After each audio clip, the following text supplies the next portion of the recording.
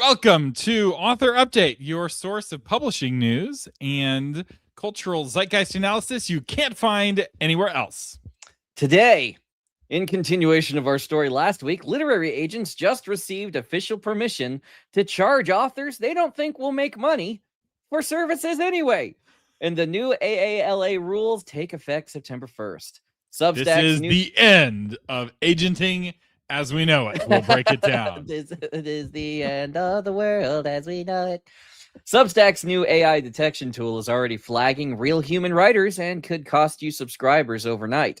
We're also covering why publishing posts the lowest AI adoption of any creative industry, a Christian fantasy conference's 18-month defamation battle, a dictation app built exclusively for fiction writers with the free beta closing August 3rd, and why collapsing trust in science is quietly fueling the biggest supernatural fiction boom in decades. Even romance is fantastic now. That's how tired people are of science. But first, before we get to the news, don't forget to like this video, subscribe to the channel if you haven't already, and ring the bell if you want to be notified when we go live. The live show is a lot of fun. You can be a part of our chat room, which we're now featuring on the screen because I found the button to do that. So everyone please behave yourselves in the chat because I'm only kind of sort of monitoring it. And with that, it's YouTube. The less you behave, the better it is for us. So a story that we covered last week, which was about literary agents, we only covered superficially because I was like, surely this can't be true. And the association, the AALA, which I still can't ever remember what, the Association of American Literary Agents, finally published their actual revised ethical guidelines, and it is worse than my worst projection of how bad it could be. Let's go through it. Jonathan? Okay. So in the list of paid services to clients, okay, and first of all, y'all may hear that there is a cat in my office because the stupid thing won't leave. I've tried opening the door for it, letting it out, and it won't leave. You're in the cat's house. You are lucky to be allowed to be in the cat's house. No, that's not how it works here. Anyway, paid services to clients. Section 10 of the new canon explicitly allows a member or the member's agency to offer marketing, promotion, web design, or other work to clients for a mutually agreed fee. Representation cannot be contingent on buying those services, which is idiotic because how they decide who gets represented is so subjective. And clients must be told in advance that they are free to hire anyone else. Now, there's some positive framing happening here. The president of AALA, President Regina Brooks, told Publishers Weekly that authors now do the bulk of their own marketing and keep asking agents for help.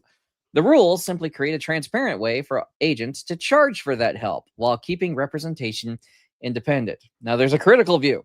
Jane Friedman from The Bottom Line warns that this formalizes a shift toward fee-based income for agents. With 39% of AALA agents reporting under $50,000 a year from traditional commissions, the temptation to steer clients toward high-margin services will be strong. Writer Beware notes that power imbalances make voluntary purchases hard for many authors to refuse in practice. Jane Friedman had a really good breakdown of this. She's got a great newsletter, the Bottom Line newsletter. Her breakdown of this particular change, though, is available for free on her blog. And I don't always agree with Jane Friedman, but her criticisms of these changes I thought were all valid, and some of them didn't go far enough. And this is one of the areas where I think they didn't go far enough because I suspect Jane doesn't realize just how much more money there is in author services than there is in all the rest of this whole industry.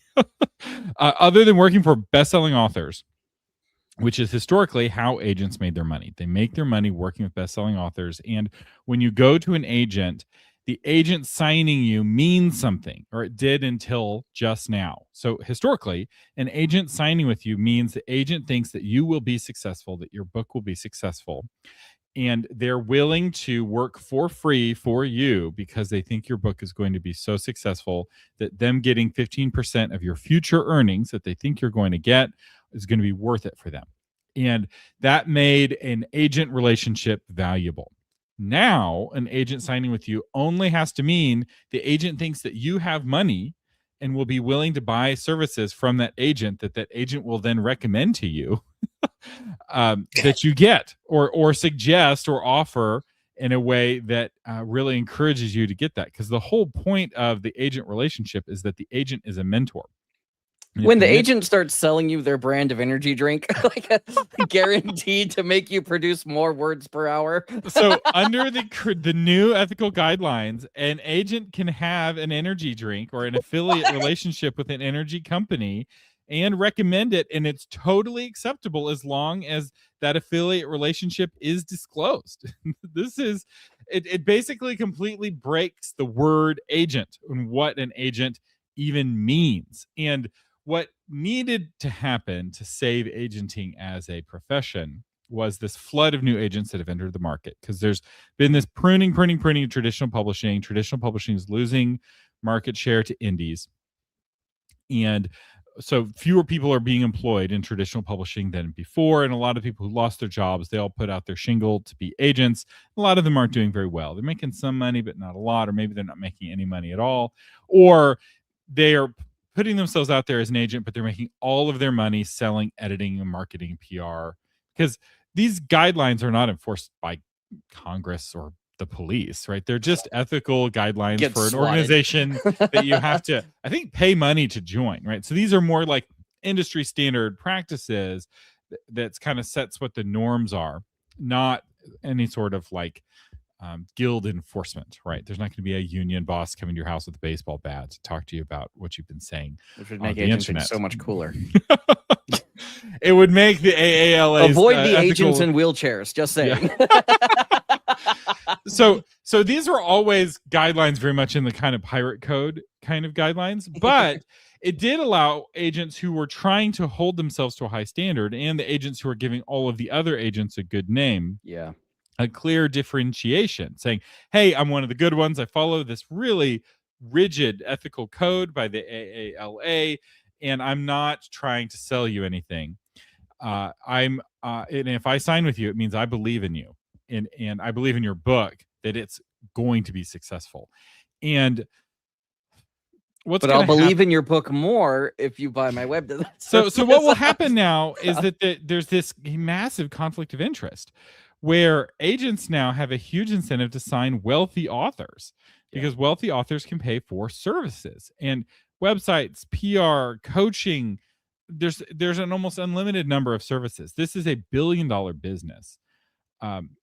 Like traditional publishing is $1 billion business. Selling services to authors is also $1 billion business. Like, people do not know what they have unleashed. This is massive, because the author services business has a lot of really sketchy corners. It's not all sketchy, because authors do need services and they need to buy services, but a lot of it is selling people's dreams back to them.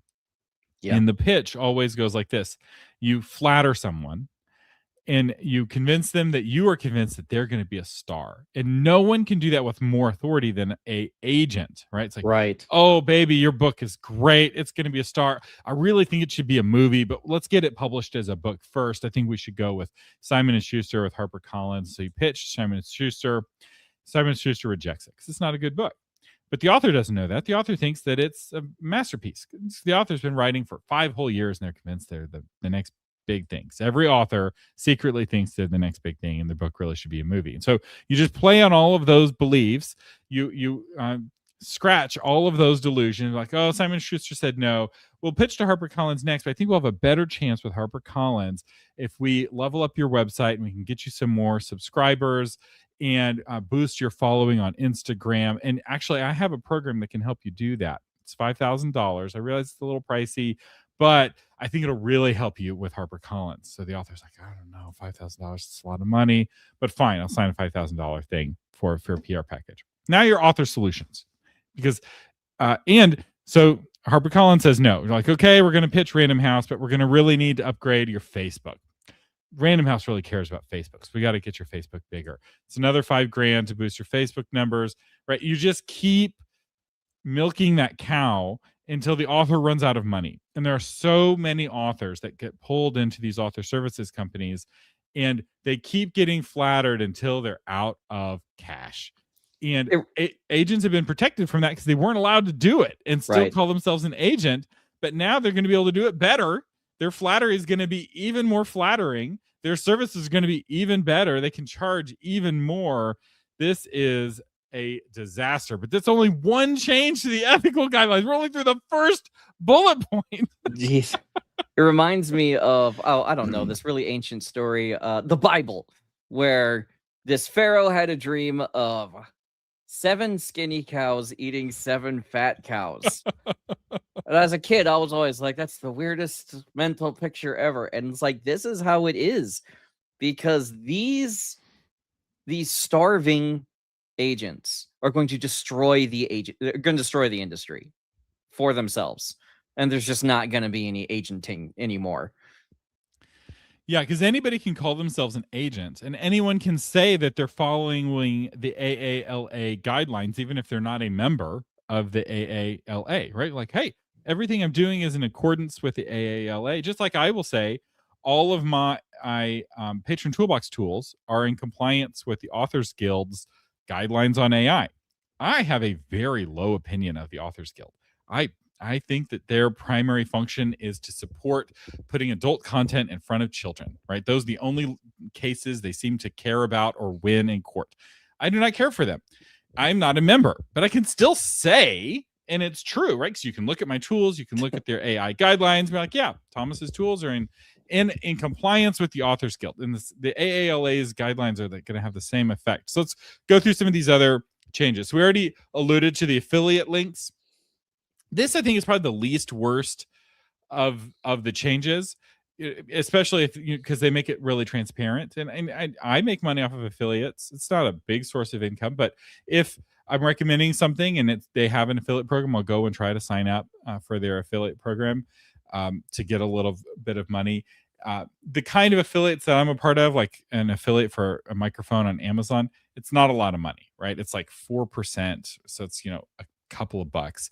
For publishing services, though, for websites, for book covers, some of these other higher margin things, it's different, right? The affiliate commissions on that sort of service can be 25, 40, 50% sometimes. And so then it really, again, becomes a conflict of interest. And people who are not from positions of power don't understand conflict of interest. Conflict of interest doesn't mean you're doing anything wrong. What it means is that you have conflicting interests that are at cross purposes with each other, and it makes something difficult to navigate, and it makes it hard to prove that you're acting in somebody's best interest. Because an agent who is a good agent and wanting to do well by her clients is now going to have to go out of her way to prove that she's acting in a fiduciary way without a conflict of interest when she's being compensated all these other ways and making potentially more money from all these other ways. But no, I really want your book to do well. And it's that doubt, right? You can't just have free and fair elections. You have to have elections that look free and fair, right? The lack of trust is as much of a problem as the actual problem. And this is all about reputations, right? You have to go. This is why banks have this big fancy metal door that's very visible, right? For the vault, right? It's like, hey, we're going far and above the way. Do we need 12 inches of solid steel for our vault? No, we don't. Do we have it? And is it very visible? Yes, we do. Is that vault open during business hours? Yes. Right? Like, it's about the show, right? You have to go through this show of having no conflict of interest. This really undermines that. Some of these other changes, you can now sell, I think you can sell editorial services to your clients now. Not if you're editing their manuscript yourself for a submission, you can't charge for it. But if it's a non-client, then you can edit their manuscripts. And they changed the reimbursement rules, though. So you can have a client you do editing for, and then you become their agent. You don't have to reimburse them the money anymore. So you effectively can charge your clients editing. You just have to make sure the cart stays before the horse. These are really lax. It's no abuse possible. But wait, there's more. We haven't even gotten to the biggest one yet. Agents can now act as publishers. Oh So my you didn't goodness. think I didn't even they were see author that. solutions enough with the selling PR and marketing my services. word. They can now publish your book, That's which really you bad. can do yourself That's really bad. in 2 hours of work. You watch a little bit of YouTube. If they publish your work, the money goes through them first. The data goes through them first. Yes. It is all of the downsides of being traditionally published and all of the downsides of being indie published. It's adding more downsides to being indie published. So, yeah, it's awful, right? It's indie publishing without the data. It's traditional publishing without the reputational boost. And agents are not good at publishing. These small micro publishers that don't have any money, that can't afford to pay big advances, they can't afford to pay big advances because they're not good at publishing. They haven't made any money. They're not successful. They don't know how to create a bestseller. They don't know how to determine whether a book is going to be a bestseller or not. Because if they could, they would have money. Like it's the ultimate test of how successful has this publisher been in the past. Well, they demonstrate how successful they've been in the past with how big the advance is. And if they've had no success in the past, they have no money for an advance. And it is, somebody said in the chat, it's the new vanity publishing. Absolutely. Because they're an agent, an AALA agent, they can stroke your ego and stroke your vanity and flatter you and sycophantically convince you to give them all might be of the all money you wanted in the first place. We already have author solutions. If you want to go with a vanity publisher, you go to Ex Libris, you go to what are the other imprints? Author Solutions is like this Hydra. It's got a million different names. Help me out, chat. It's all of them. Half of the author services, sketchy publishing companies, Hail Hydra, are all author solutions behind this behind the scenes. So yeah, now agents can do that.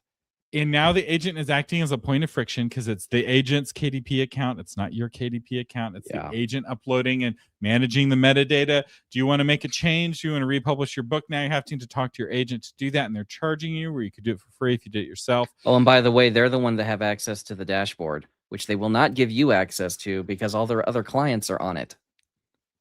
So you're not going to see the data, which means they may not even tell you how much you made, and they're just going to send you some money. And so now you have to trust that their numbers are accurate. This is so bad. Traditional, it's like 50% ebook split with a publisher usually. Now add on 15% for them agenting it. It's the worst deal. The agent gets half of the Anthropic settlement if they're your publisher. Now that would mean there'd have to be a new Anthropic settlement or equivalent in the future. But this this is so bad. And it's going to take such advantage of so many low information authors, because there's a lot of people who don't know much about publishing. They think indie publishing is difficult. And that's who Author Solutions preys on, because people who don't know much about indie publishing don't realize basically all of the technical challenges have been solved. You can buy a $200 piece of software that will typeset your book for you. You can go with 100 covers to get a really solid cover for a couple $100. And you spend an hour clicking next on kdp.amazon.com and you're published, and that's it.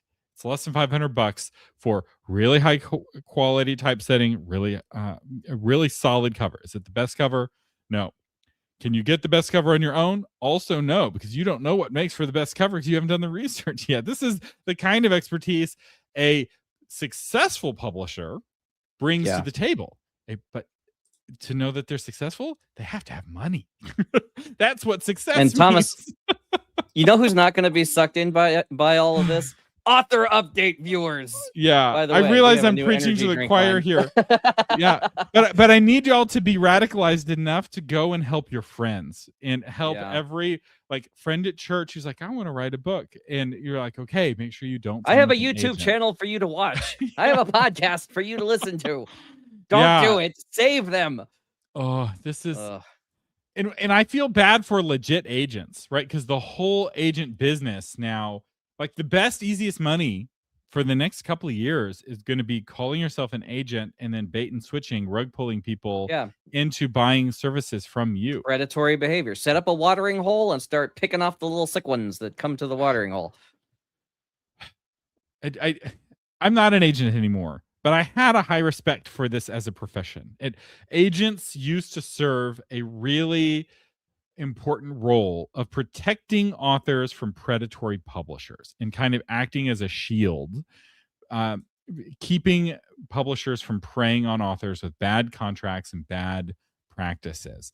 And now the agent is doing the bad practices. It's kind of like in a corrupt country where the police can't be trusted. So when I was a kid, we went on a mission trip to Russia. So this is Russia right after the fall of the Soviet Union. And we learned that if you get robbed, you don't call the police, because the Soviet police are now Russian police, because they've been Russian for all of 5 minutes, will also rob you. The purpose of the police in Russia is not to protect the people from bad people. It's to protect the government from the people.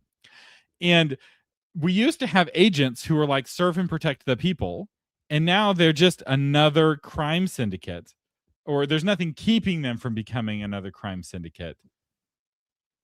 I want to be wrong. I want the AALA to be like, no, we're going to change these rules, but there's so much money in this change. And partly this is a symptom of traditional publishing falling. Right? These agents aren't making money with traditional publishing anymore, because traditional publishing is losing market share. And so this is a way for all the people who lost their jobs in traditional publishing to try to make money off of indie authors and kind of putting their hands in indie authors' pockets. And if you're an indie author, just say no. Hire experts. If hire, somebody to do your cover designer, but you pick the expert yourself and vet them yourself. We have a job board on authormedia.social. We're through our first story now. Remember when we said this one was going to be short? Oh, we said this is a slow news week. Turns out it's not a slow news week. So realm makers. Yes. So we went back and forth on whether we were going to treat this as a story or not, but we thought there was going to be some educational context for our viewers here. Realm makers leaders have broken silence on an 18-month defamation fight. According to an official community email from realm makers, conference leaders Scott and Becky Miner have ended 18 months of near total silence about a defamation lawsuit that has drained their resources and targeted the Christian speculative fiction community. A few details. A guy named David Solomon, who has used multiple aliases over the years, began contacting Christian authors with claims as early as 2012 and publicly accused author Brian Davis of child trafficking starting in 2015. Let's stop right there. And I don't want to give this too much airtime. I don't put any stock in any of this. I've put some research into this, and I don't think there's a there. I don't think there's a there. This person whose name keeps changing, I didn't even know if we could name him because he's so small potatoes. I don't know if he counts as a public figure. And what you can say about somebody really changes whether they're a public figure or not. And his videos complaining about realm makers had 11 views. It's just like him rambling for 2 hours. And it's just like, realm makers, what are you doing? So why are you treating this is a threat?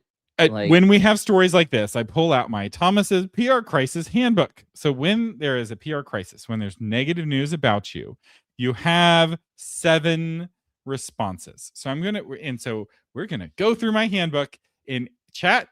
We're going to have you say what you think the correct response should have been. So option number 1, you ignore it, which is almost always the best approach. And there's 2 approaches to ignoring it. One is to just go on vacation. So if it's a kind of an acute firestorm, if you just go camping for a weekend and leave your phone in the truck and come back, everyone will have moved on to the next thing. Or you flood the zone, which is you fill the channel with some kind of distraction, so people are talking about something else. This is almost always the best approach to almost everything, because most attacks are like a curse without a cause. It's like a butterfly that never lands. It just kind of floats around, and if you just ignore it, it'll float away. That's option number 1. Option number 2, deny it. It never happened. The problem with denying something is that denying it is you have to have proof, and you can't prove a negative, right? How do you prove something never happened, right? It's like you can't really.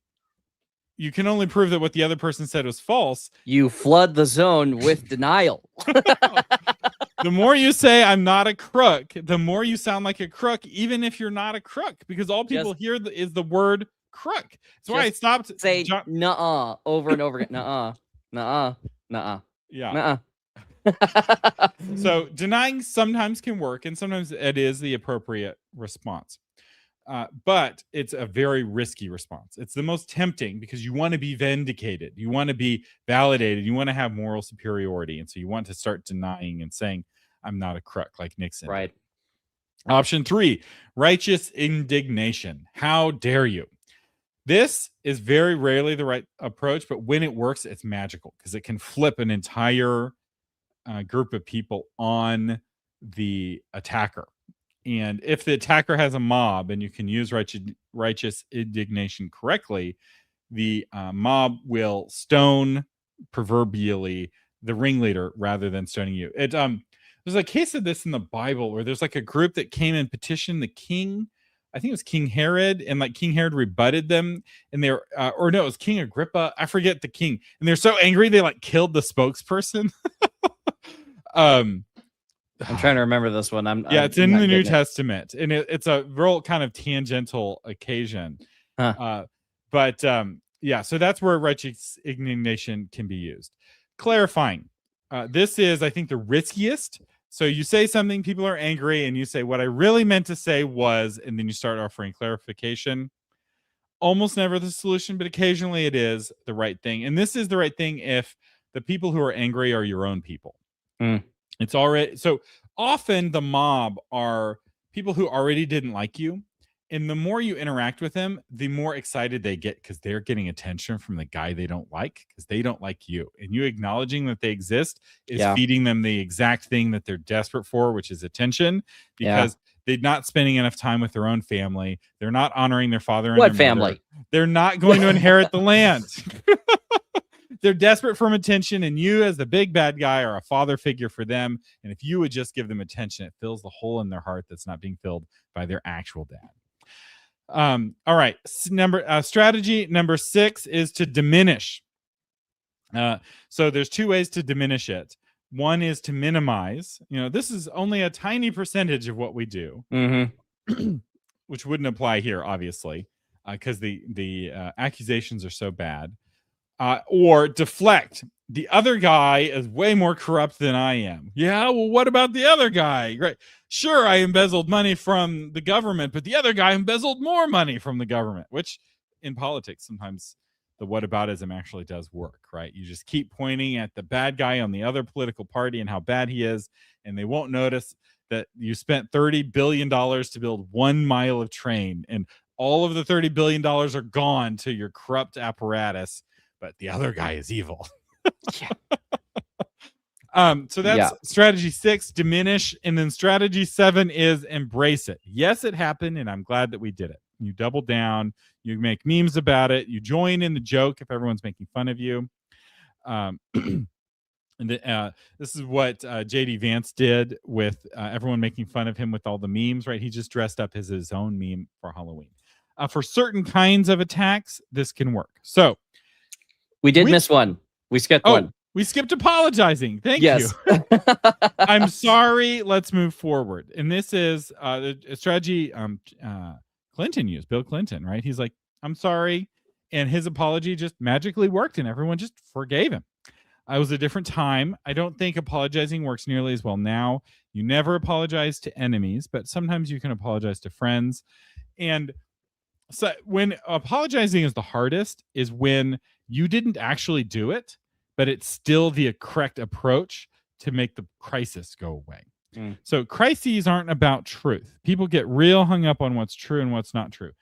You can never really know the truth, and with as much smoke and noise as a crisis can generate, you can only kind of manage the perception of the crowd. And the goal is to make the crowd go away. So who you apologize to matters, because if you apologize to your enemies or your detractors, your supporters hate you. Yeah. We would never respect any Marine Corps general who apologized to the enemy for what we did to them. or apologize to the army. You're like, Right. oh, I'm never sorry, hap- army. We hurt That your leader, feelings. we would make him disappear. We'll be like, Like, yeah, you're gone. You are dead to us now because making fun of the army is our thing, or vice versa. I'm saying us. I'm not a Marine. Let me be real clear. No stolen valor here. But who you apologize? That's a really good point.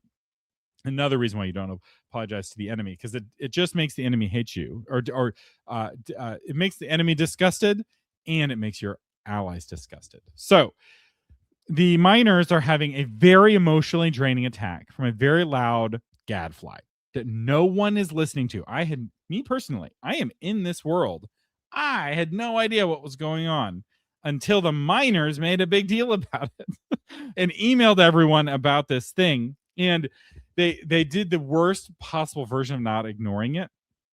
Because the whole purpose of a defamation lawsuit is to make something quietly go away, right? You bury an enemy under expensive litigation and they go away. The defamation lawsuit was a mistake in the first place because a minor person, a loser with no money, is not threatened by a civil lawsuit that threatens to take away the no money they already don't have. So the lawsuit was a mistake. This whole approach was a mistake. But then they ran out of money. And so they went to the community and said, please help us raise money for this defamation lawsuit, which then forced the thing they were trying to make go away to be tried in the court of public opinion. And now everyone's just like, the worst place to try something. So now they're like, okay, who is this loser? What is he saying? Are his criticisms valid? And they're now spending so much attention on this guy, vetting what he's saying, that it's like, I feel really bad for the miners. They haven't gone through this kind of training, right? They're not from the political world. They don't know what it's like to have an enemy. As a public figure, you're going to have enemies. It's just what happens, and people are going to lie about you. There's a great Some of us are thankful for enemies. It lets us do what we love. There's a great poem, If, by Rudyard Kipling, and it's really useful for any public figure. And one about, there's a couple lines in it I think that are particularly appropriate here. One is, and being lied about, don't deal in lies, and being hated, don't give way to hating. And a lot of it is that just kind of emotional strength to continue ignoring the gadflies, even when they're saying really terrible things, because you have to look at it pragmatically. Are they lying? Sure. Does that matter? No. Because mobs don't care about the truth, right? This is why we don't allow mobs to run the government, because they'll do terrible things and they'll feel really bad about it later. But that guy was still tarred and feather, and he still has second and third degree burns, or maybe he died from the tar. There's no getting it back. Here's the question. You did the research into this guy and watched some of his psychotic 11 viewed. You were actually number 11 on, I was number 12. I brought him up to a full dozen. Whoa. Well, that means that no one else did, right? If you were view number 12, but he has a zillion videos. No. If you were view number 12, it means no one else did the research into him, which means now he's just as equally credible as everyone else. Compare that also with things in the same space. What was the charge? Child trafficking, anything involving children, and any kind of exploitation of any kind with a Christian, with an institution or organization that has the term Christian on it, is death when people don't do any research whatsoever. The problem is his voice has been amplified to be equal, because no one's doing that research. And so what happens is you release poison into the body, right? So in this case, the body would be rum makers, okay? You release that poison in the body, and you have to rely on the immune system of the body to handle it. Sometimes that works, and it's nice when it does. It's nice to have that kind of faith that it does. But you just keep it localized and burn it out. That's or just ignore it in the first place, like zap it off like a zit. It's I don't understand this tactic. I will say one thing they did well was I don't think in any of their official statements they named the guy, which made, did they? Yeah, I read the whole thing. They gave all of his I aliases. like Scott and Becky. I'm doing this segment they're partly great for people. their benefit. Great people. Yeah, I just feel so bad for them because it's kind of like you're watching a football team that you want to win, your own team, and you see them like they have a really good running game and they just insist on throwing the ball and they keep throwing interceptions, and like they've got a great running back and you're just like, just run the ball. Their run defense is bad. Your run offense is good. It's like, just do good plays. I'm coming from a culture where it's like the more you're shot at, the better you are at your job. Yeah. You know? And this is why I was really torn on doing this segment, and we've talked about it for quite a bit of time, is that, you know, we're now showing more light on this, but like other news outlets like Fandom Pulse in this space are also covering it. And it's like, now it's news. It wasn't news until you talked about it. News. No one was talking about it until you talked about it. And what can happen now is that if this gadfly has any sophistication, he can then start trading up the chain. And the fact that the little outlets are starting to cover it, suddenly the bigger outlets are covering it, and suddenly Publishers Weekly is covering it, and it's this big whole deal. He's the source. He's the anti. You know, he's the Candace Owens of this whole thing. Doesn't matter how crazy he is. It just matters that he's the anti. Yeah. So the question, and let's close with this before we close out the segment. What do you do now if you're realm makers? I think you have to flood the zone. I think the lawsuit, hopefully they have an attorney who's giving them good advice. The thing about defamation lawsuits is that there's no money. And getting a judgment against somebody with no money. It's just all mud. It's just like you're setting money on fire. So the thing is with lawsuits is that your feelings get hurt and you want blood, and you want to take that guy down because what he did was really bad, right? You have insulted my honor, you've insulted my and you integrity. Convince yourself you're helping other people by doing it yourself. And I want my day in court, and it's like your day in court costs $150,000 and 5 years and thousands of hours of not just work, but also decompression and stress and drama. For a guy who had 11 views. And the thing is, there'll be another guy. This is not the only gadfly in the world. The more famous you are, the more successful you are, the more gadflies hover around, the more envious haters, the more other organizations that wish they could be as successful as you or as cool as you, and they're attacking you on any little thing you're doing, and you just have to. A good example of this is the royal family. I saw the royal family. They were doing a parade. This was right after a lot of the anti-immigration protests, and the kids were there, right? So the prince, the princess, and the other prince and princesses that are kids, right? They're like, I don't know, young teenagers, and the whole crowd is booing them, and they're just waving and smiling. And that's what you have. If you want to be king, that's what you have to be willing to do. You just wave and smile. You don't validate it. You don't justify. You just wave and smile because you're the king and they're not. And Scott, you're the king. Just wave and smile. Smile and wave, boys. All right. Some lighthearted, not really lighthearted. So it's time for author alerts. If you think selling your book is hard, imagine trying to do it in a war zone. Jonathan? Russian strikes wipe out about 1.5 million Ukrainian books. Russian attacks have destroyed more than 1.5 million Ukrainian books and textbooks in July alone, according to the Kyiv Independent, citing data from the Ukrainian Book Institute. A July 2nd strike on a bookshelf warehouse in Kyiv just erased roughly 800,000 copies, while a July 19th attack destroyed nearly 250,000 books at Nylahav and heavily damaged the Convy printing house, one of Ukraine's 3 largest presses, taking out hundreds of thousands more finished textbooks and printing materials. These are soft targets, but man, you can lose like everything if your warehouse gets hit. Does this have an impact on the war?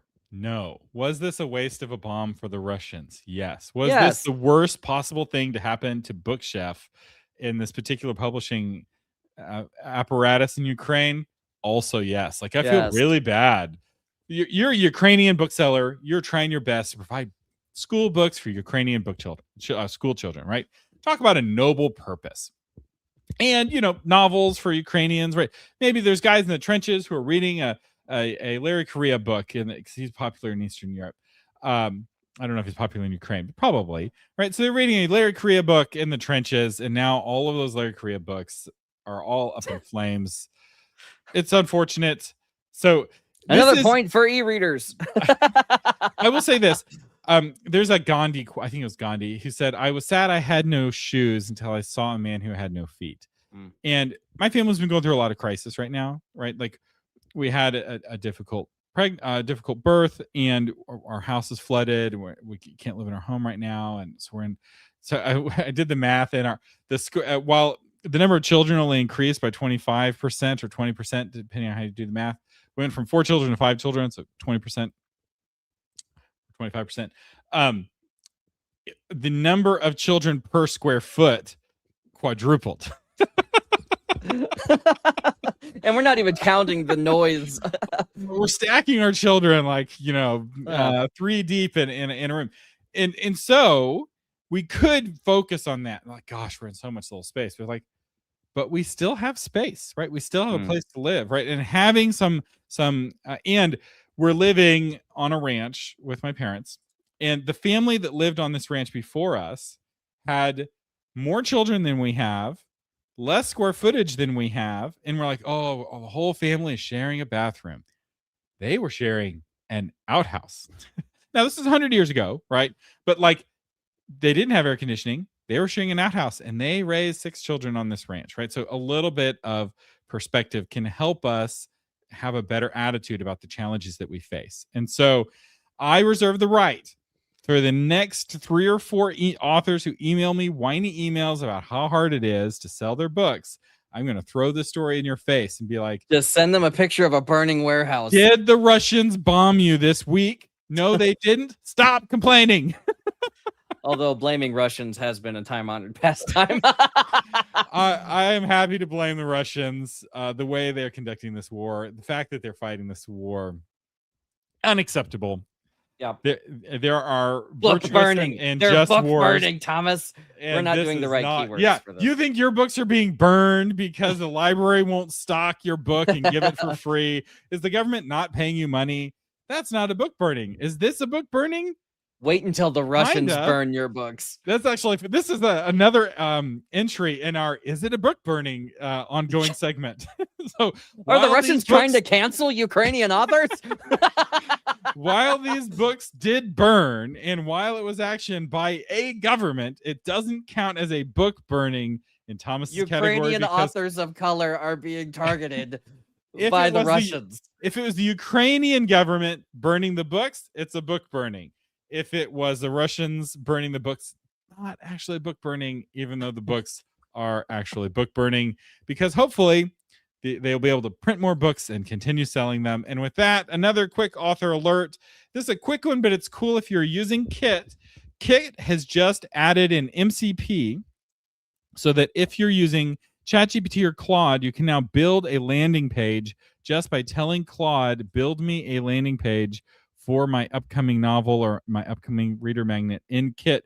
And Claude can do the entire thing all by itself without you doing anything once you get the MCP connected, which you may have already done because people have already been using the Kit MCP server for emails. So now building landing pages just got even easier. So if you're using everyone loves seeing Anthropic in the news again.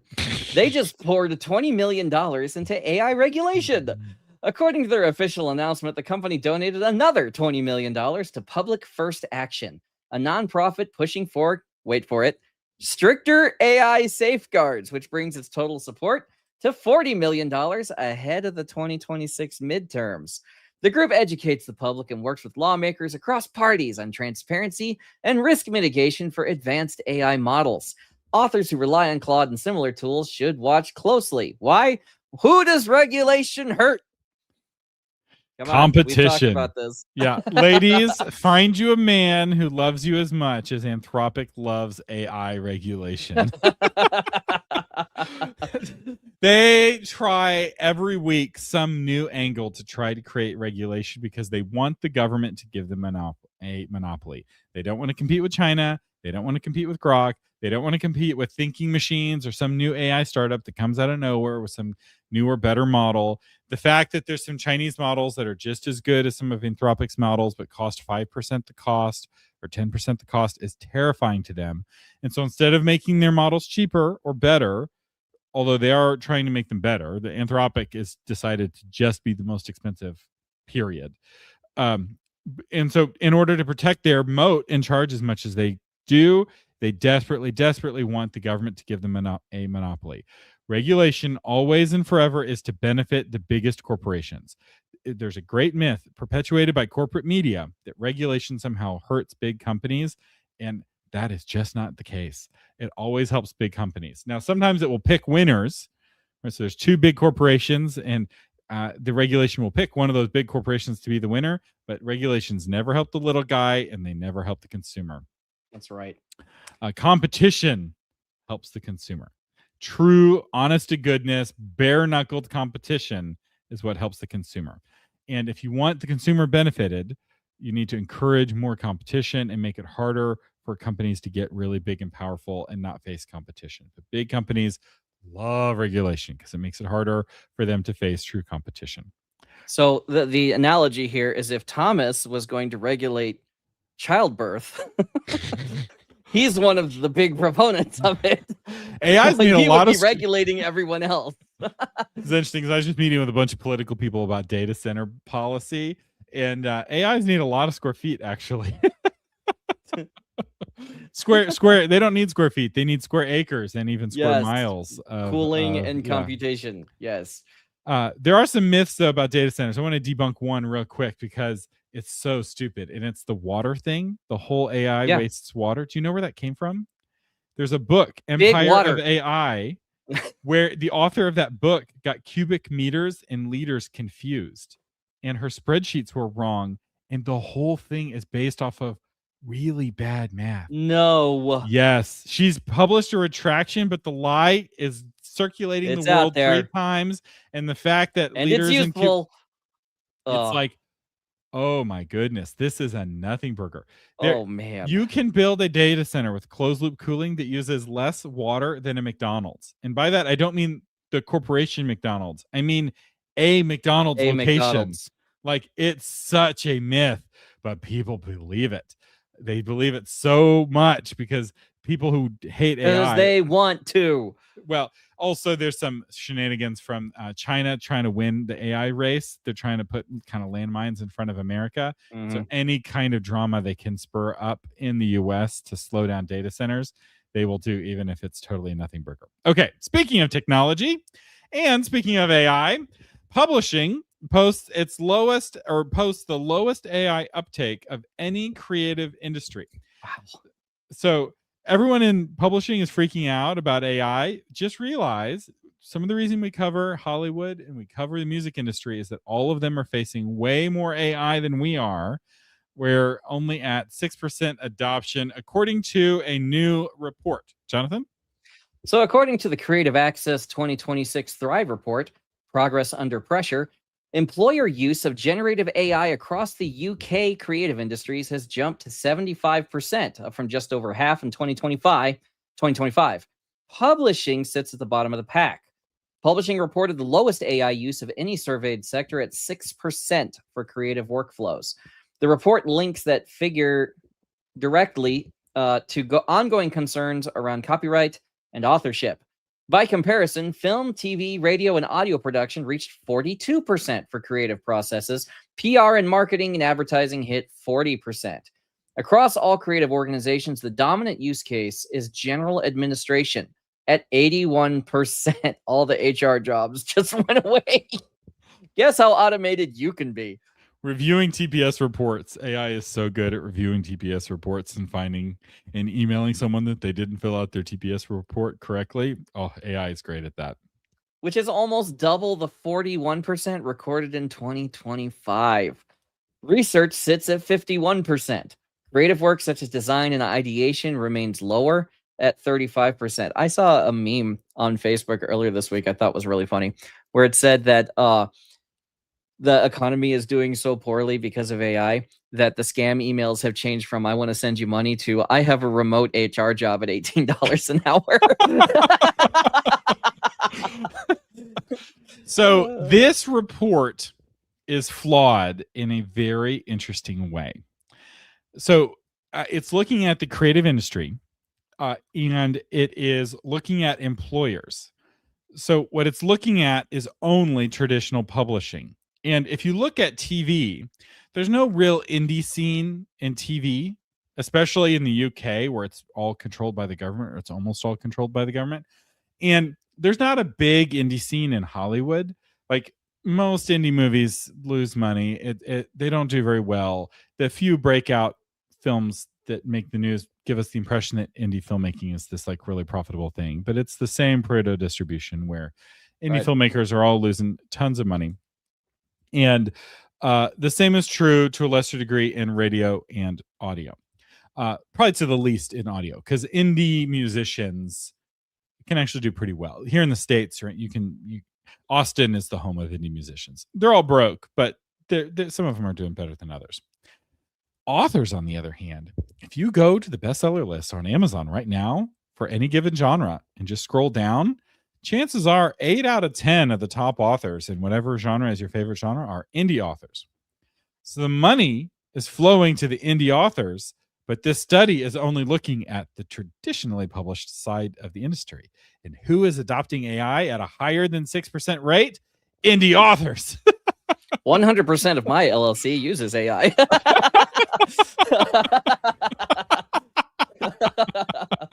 So you don't use AI to write your book, but you use AI for all kinds of other stuff, right? To optimize your business processes, for doing research.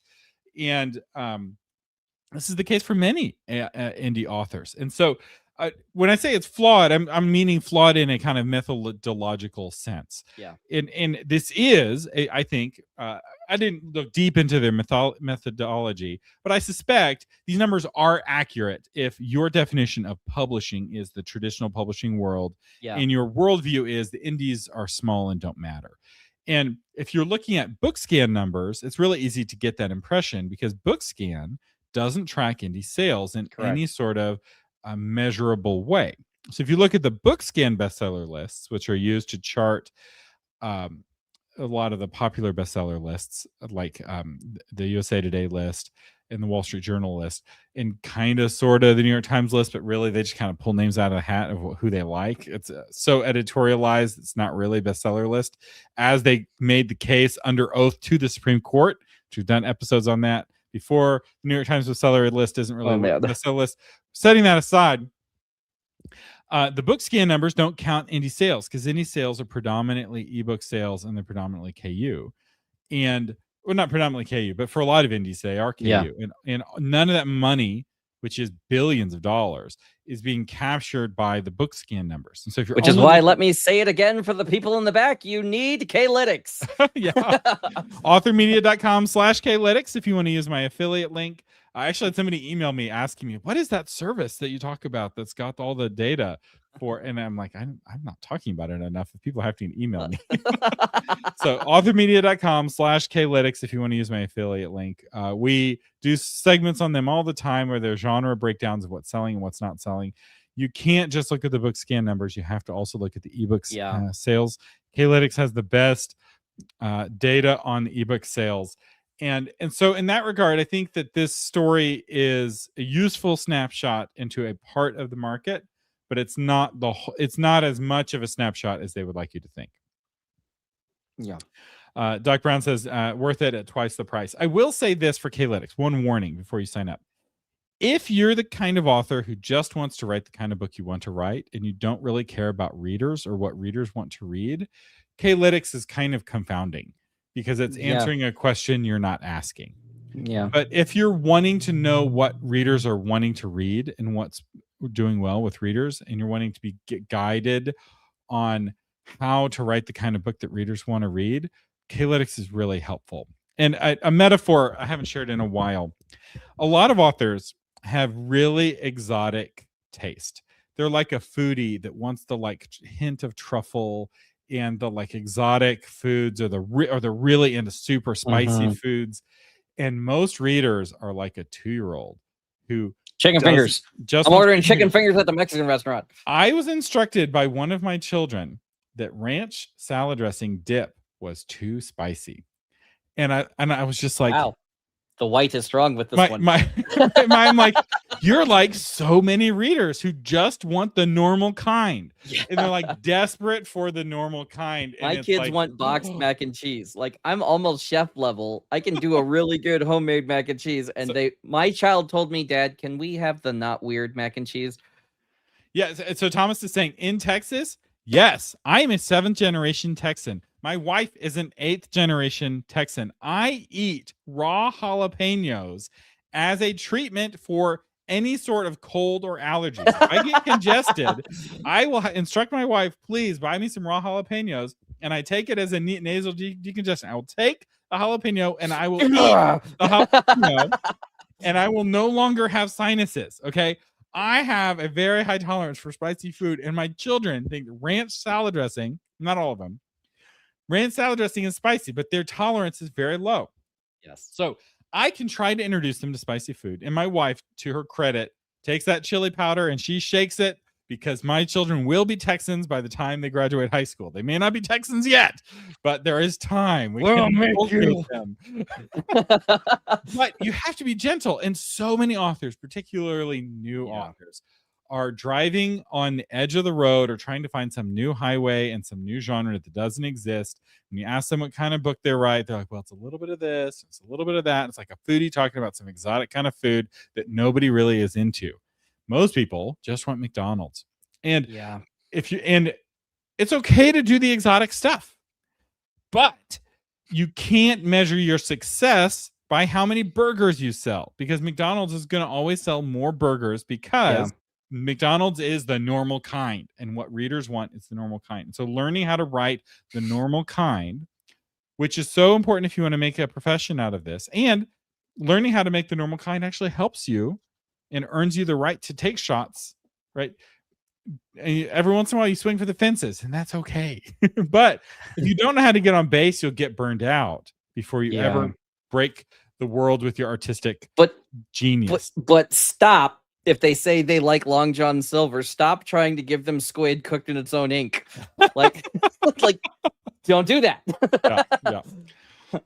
All right. Next story. Speaking of AI, Substack has rolled out AI detection, and they are facing some blowback and potential, I suspect, litigation. I think the real money is in suing Substack, because this is legit defamation. So while defamation, going back to our early story, totally not effective against some gadfly with no money, it is super effective against a corporation with lots and lots of money.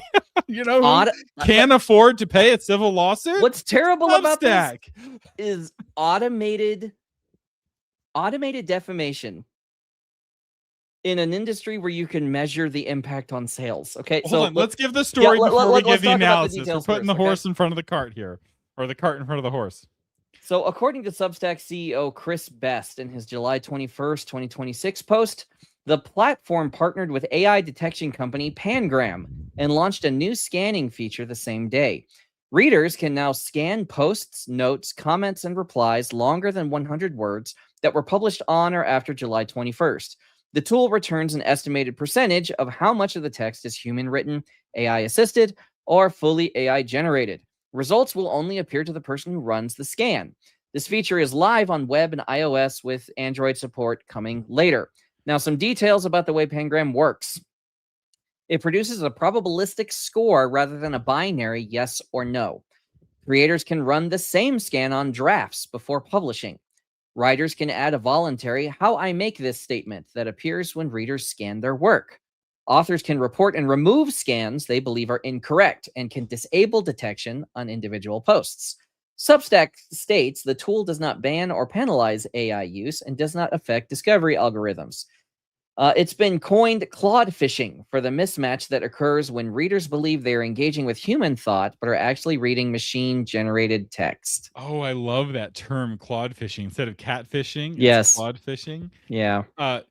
There's a phenomenon of people on dating apps realizing that the person on the other side of the chat is just using Claude or ChatGPT for all of their responses. And now we're having dating where both the guy and the girl are both using AI to have a completely fictional conversation. Just two guys on the internet late at night. And it's like, what are we even doing Oh, here? boy. Like, we're kind of getting to the like model collapse of online dating sites. But part of me is like, oh, this is like King Henry V or King Henry VIII sending his diplomats to negotiate with the king of the Netherlands to marry his daughter, right? So the diplomats are talking to each other about this marriage arrangement. Anyway, this is a lawsuit waiting to happen because for a defamation case to stick and to really have teeth, one of the my understanding, looking into this, but not being a lawyer, so take all the caveats, is that one of the elements that's important to prove is financial harm. You lied about me, and it caused me reputational harm that caused financial harm.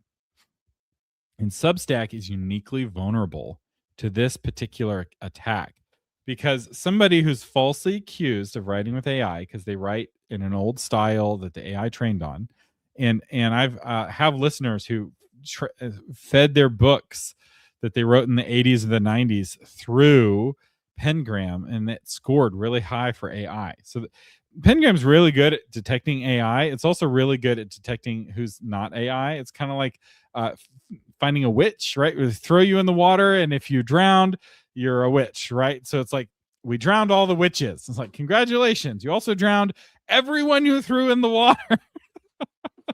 And so, because authors get paid through Substack, and Substack is now potentially, in some cases, falsely accusing them of writing with AI, which will then cause them to lose money from subscribers canceling. And that's over time, because this is a subscription. People pay a monthly subscription or an annual subscription, depending on how much ever it is. So you can't estimate how long a subscriber would stay with you if they hadn't been misled to believe that you were writing with AI. So you're looking at potential infinite losses. And the more subscribers you have, because a crowd draws a crowd. So having popularity feeds on itself, and losing popularity feeds on itself. Man, if I were an attorney, I would be looking for authors right now to take a case against Substack, because the settlements on this are going to be I suspect, totally worth my time. Or the class action case.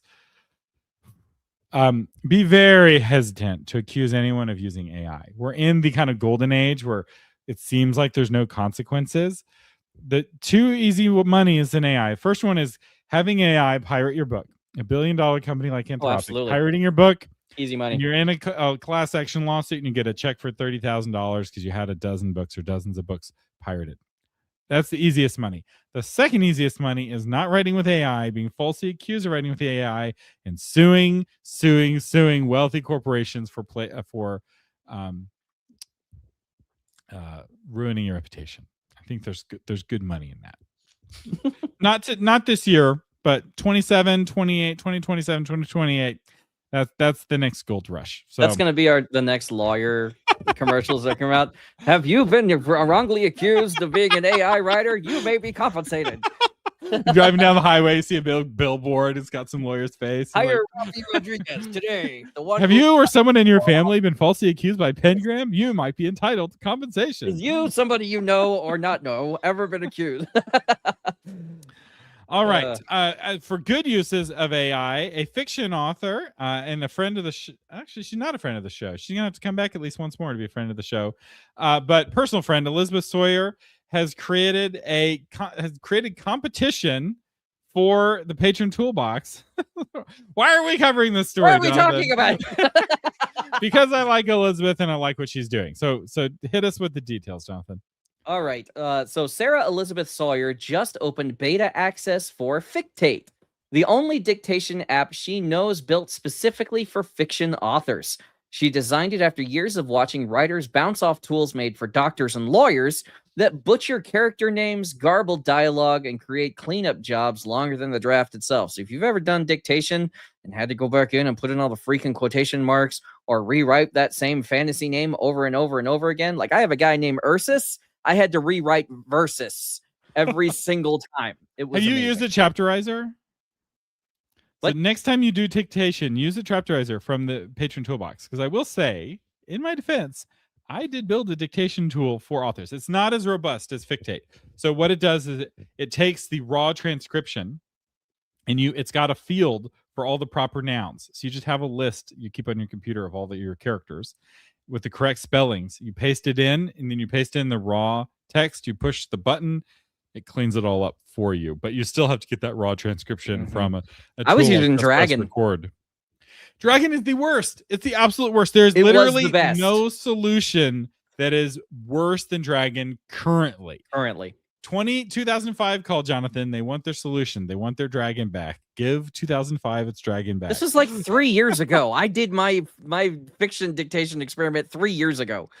So in the 3 years, OpenAI has released open sourced a tool called Whisper. So OpenAI took their speech to text engine and just released it for free. Anybody can build a tool with Whisper. I vibe coded a tool for Whisper that I use personally. It's all the things use Whisper. I don't know if Elizabeth is using Whisper. She probably is.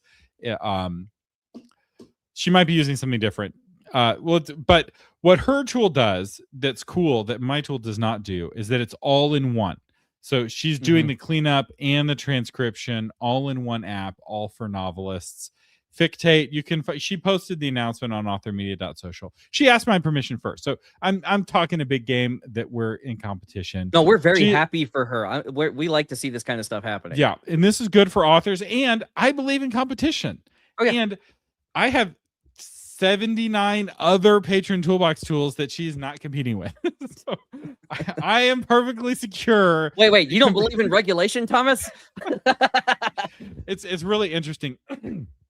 Somebody was accusing Elon Musk of it's like, Elon, you could totally cancel Anthropic because they're running on your servers and they're a competitor. And he's like, that's not my approach. We don't patent our technology. We open sourced all of our stuff. We almost get no patents. I allow my worst enemies to say the worst things about me on X. Like, he radically believes in competition and free speech and let the best man win, right? Like, that's his approach. And I'm really inspired by that. And when you're the best man, does competition really matter? I heard a conversation from that's over the grapevine. So this is totally apocryphal, but supposedly Elon Musk was in a meeting about the IPO for SpaceX with the bank that was going to do the IPO. And he wanted to do it in some complicated and difficult way that was slightly different than what was normal. And the bank was hemming and hawing, like, I don't know if we can do it. And he's like, well, I'm going to go back to catching rockets from space. I'm sure this is really difficult, but I bet you can figure it out. Yeah. He shamed all of the people into just trying harder. So anyway, so good for Fictate. There's a link on authormedia.social. I don't know if we have a link here. It's fictateapp.com/beta if you want to sign up to learn more. And good on Elizabeth Sawyer. I will warn you, early betas are buggy, but so that's the downside. The good side is, if you use a tool like this as an early beta tester, you can shape it to work specifically for you. Yeah. I personally love using stuff in early beta. I love it when the developer or the CEO of the company is still actively making changes, because I have idiosyncrasies. There's certain ways I want the world to be, and I love it when I can just complain / give feedback about a bug that I found for a piece of software, and they're like, oh, we never thought of it that way. Yeah, we'll make it work better for you. And now for the rest of forever, I have a tool that's working better for me that I didn't have to pay to develop. I just pay for a normal subscription just like everyone else. Totally worth putting up with bugs for me, but other people have a lower tolerance for bugs. So your mileage may vary. Fictate.com/app. Next story. It's time for Zeitgeist. Zeitgeist. Science, please. Oh, so real quick, we have a new podcast. I want to clarify.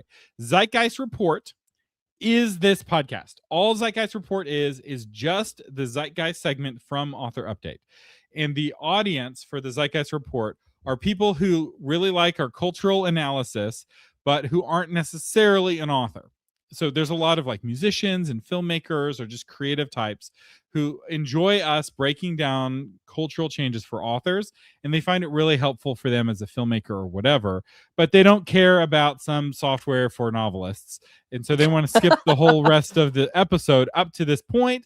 They just want this part of the show. We have a playlist for you on YouTube. It's the Zeitgeist Report playlist. I need to make sure the names line up. But you can also go to zeitgeistreport.com for a podcast that's just the podcast version of this segment. It is not different. It's not like more Thomas and Jonathan talking about cultural stuff. All you get is what you get here on Author Update and the occasional novel marketing episodes, which will also go on the Zeitgeist Report. Or they should. I need to make sure. Somebody make a note. I need to make sure. Like, wait a minute. I need a fact check on that. Occasionally I'll do Zeitgeist topics on novel marketing. I need to make sure those are also on Zeitgeist Report. But this is also our more controversial, more exciting, a little more spicy part of the show where we do acknowledge the existence of politics. And boy, howdy, do we have a hot one for you tonight. Objective up to this point. Now the gauntlet. We have not been controversial at all. I shamed my own family talking about real Texans who don't like spicy food. They'll get there. They'll get there. They're young. They'll get there. Science pleads the fifth and superstition rises again. Jonathan? So if anyone's been tracking semi-political news over the past week, you know that Dr. Anthony Fauci, or, the COVID doc. The science, got subpoenaed to answer to Congress for the handling. First, before he got, do you have the diary in here or did you skip the Yes, diary? I have it in there. Okay, I have it in there. Keep going. Sorry. He was answering for his handling of the COVID crisis, as well as the revelation of a diary he kept for a future book he was planning on releasing, which he emailed to himself on a government computer, which means that it doesn't belong to you anymore. It's not a personal diary. It's now government property. The revelations within the diary have rocked the world, and even a lot of his supporters have decried him as an opportunistic liar. What we're seeing is that Dr. Fauci is the figurehead of a trend we've been seeing for a while, in which at least Americans are starting to not trust the science. We were yelled at for a long time to trust the science, even when we were saying the science doesn't make sense, though, because this isn't working like science usually works. You can't just yell science at me and make it science. And trusting science is a trend that has been growing for 300 years. Right. And I suspect, and Jonathan may have different views, and y'all may have different views, but I suspect this trend has now started its terminal decline. It does not mean that people no longer trust the science, but it does mean that 10% fewer people trust the science today than did in 2019. So the way we kind of want to address this is we want to talk about when people started trusting the science. Okay, so in the Middle Ages, we had a period of time called the Dark Ages, where truth was presented to the people not through scientists, but through the clergy. And so your truth would come to you from whatever particular religion you were under at the time, whether you're Lutheran, Catholic, Eastern Orthodox, Islamic, whatever. Whoa. You're missing the Dark Ages. You've missed the Dark Ages by 500 years. So the Dark Ages are this is a common historical myth, actually. So the Dark Ages, there's some historians be like, the Dark Ages didn't exist because look, Constantinople was great. It's like, okay, fine, Constantinople was great, but not all the world is Constantinople. England absolutely went through the Dark Ages. The Roman Empire left, and for like 500 years, there was very low literacy, and even the clergy didn't have really high literacy in lots of parts of the British Isles. And by the time you had Protestants, The Dark Ages weren't just over, but they'd been over for 500 years. But you still had the age of the ecclesiastical authority. And what Luther did when he nailed the theses was actually the shift from ethos to logos, where before Luther and before the 99 Theses, the authority of you agree with me or I'll burn you at the stake or I'll have you executed of the state / the church, and they were very integrated at that time, was the source of truth. Truth is what the authority says it is. And then Luther was the very beginning of, no, actually, truth can supersede the authority. Truth exists as its own thing. Right. And what started with the postmodern movement, which has been growing slowly since, Brian would say, the 1880s, but it was like a seed under the earth back then. But it's been growing, is a shift from logos being supreme to pathos being supreme. That emotions are what they're the most important thing. Your feelings are more important than the truth. And when you're having debates now, often people won't say, I think you're wrong. They'll say, you hurt my feelings, which is very much a pathos argument, not a logos argument. So but when we're talking about the scientific community, that's an ethos argument. We're not hurting their feelings, we're hurting their pride, but they're very much in we're the authority on the subject. They say that we are the authority. The consensus is, even if that's not the consensus. And what we saw, what we see in the Enlightenment age is that scientists started speaking against what the church was saying. Okay, no, the sun is not the center of the universe. The earth is not the center of the universe. And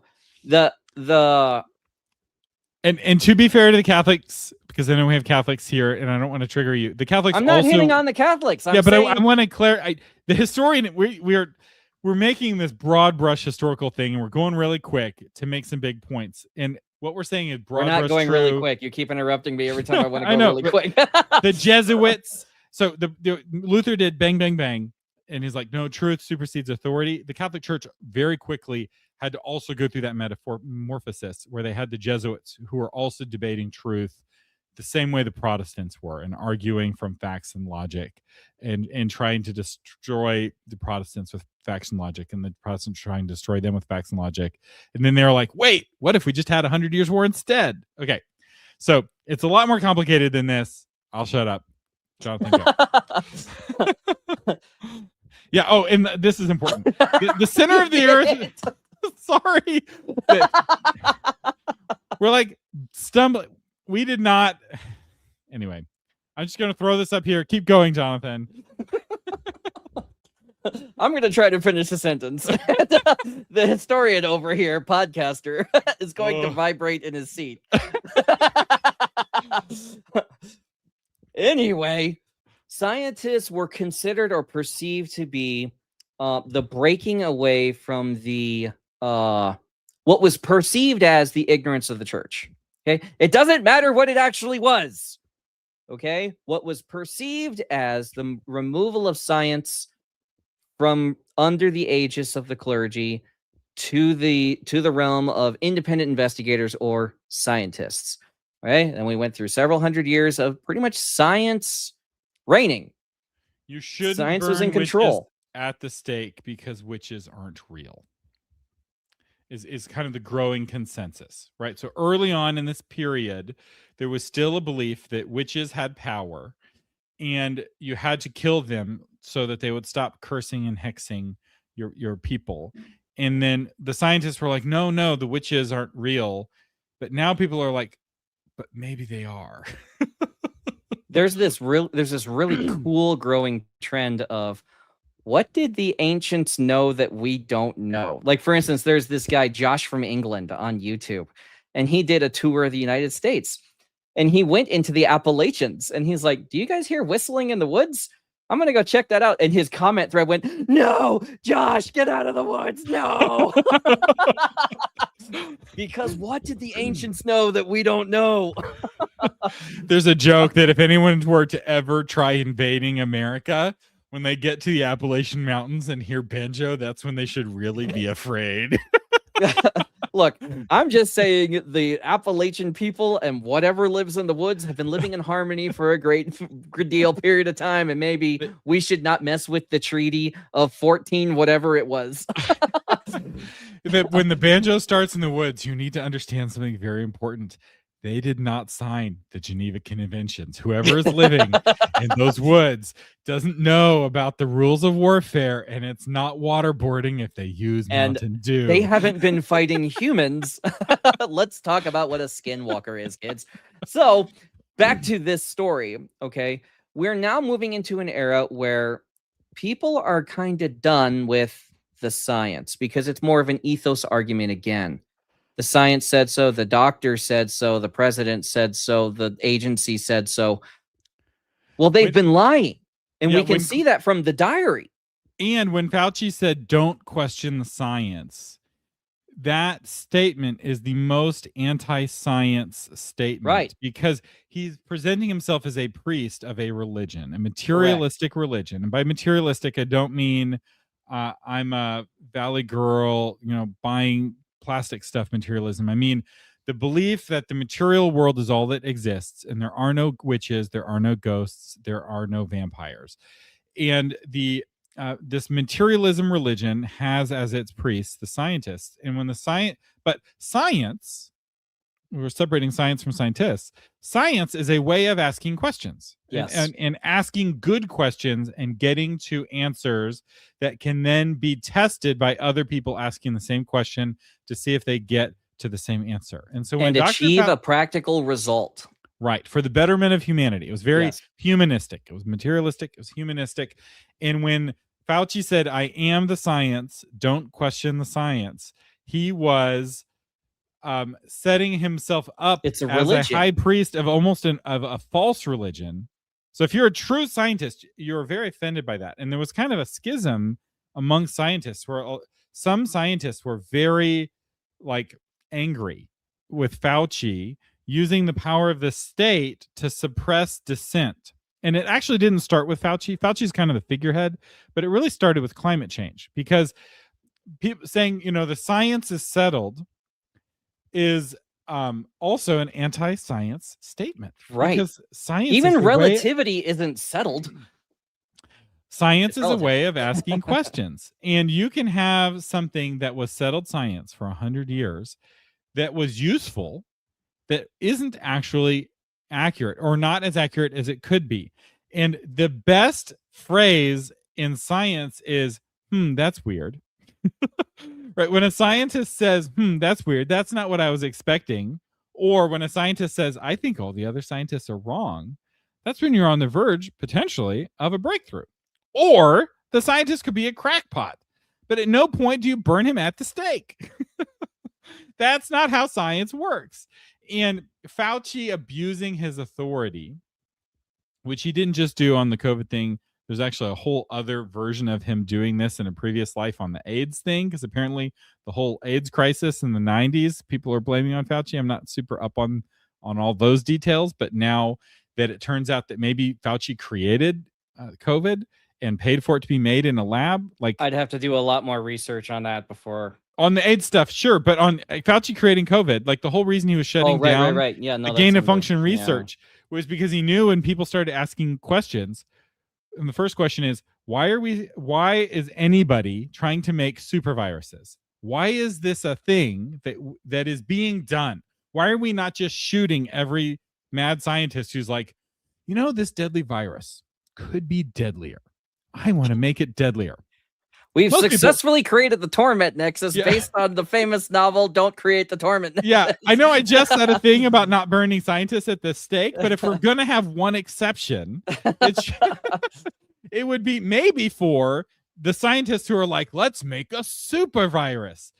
But then it asks the question, who is paying for it? And it's like, oh, it's Americans paying for it. Which then brings the question, why are Americans giving Chinese research labs money to make super viruses? And then you're like, who approved that money? And then you're like, oh, it was Dr. Fauci. What? It's turtles all the way down. The daggone turtles again. No wonder he's pleading the fifth 100 times.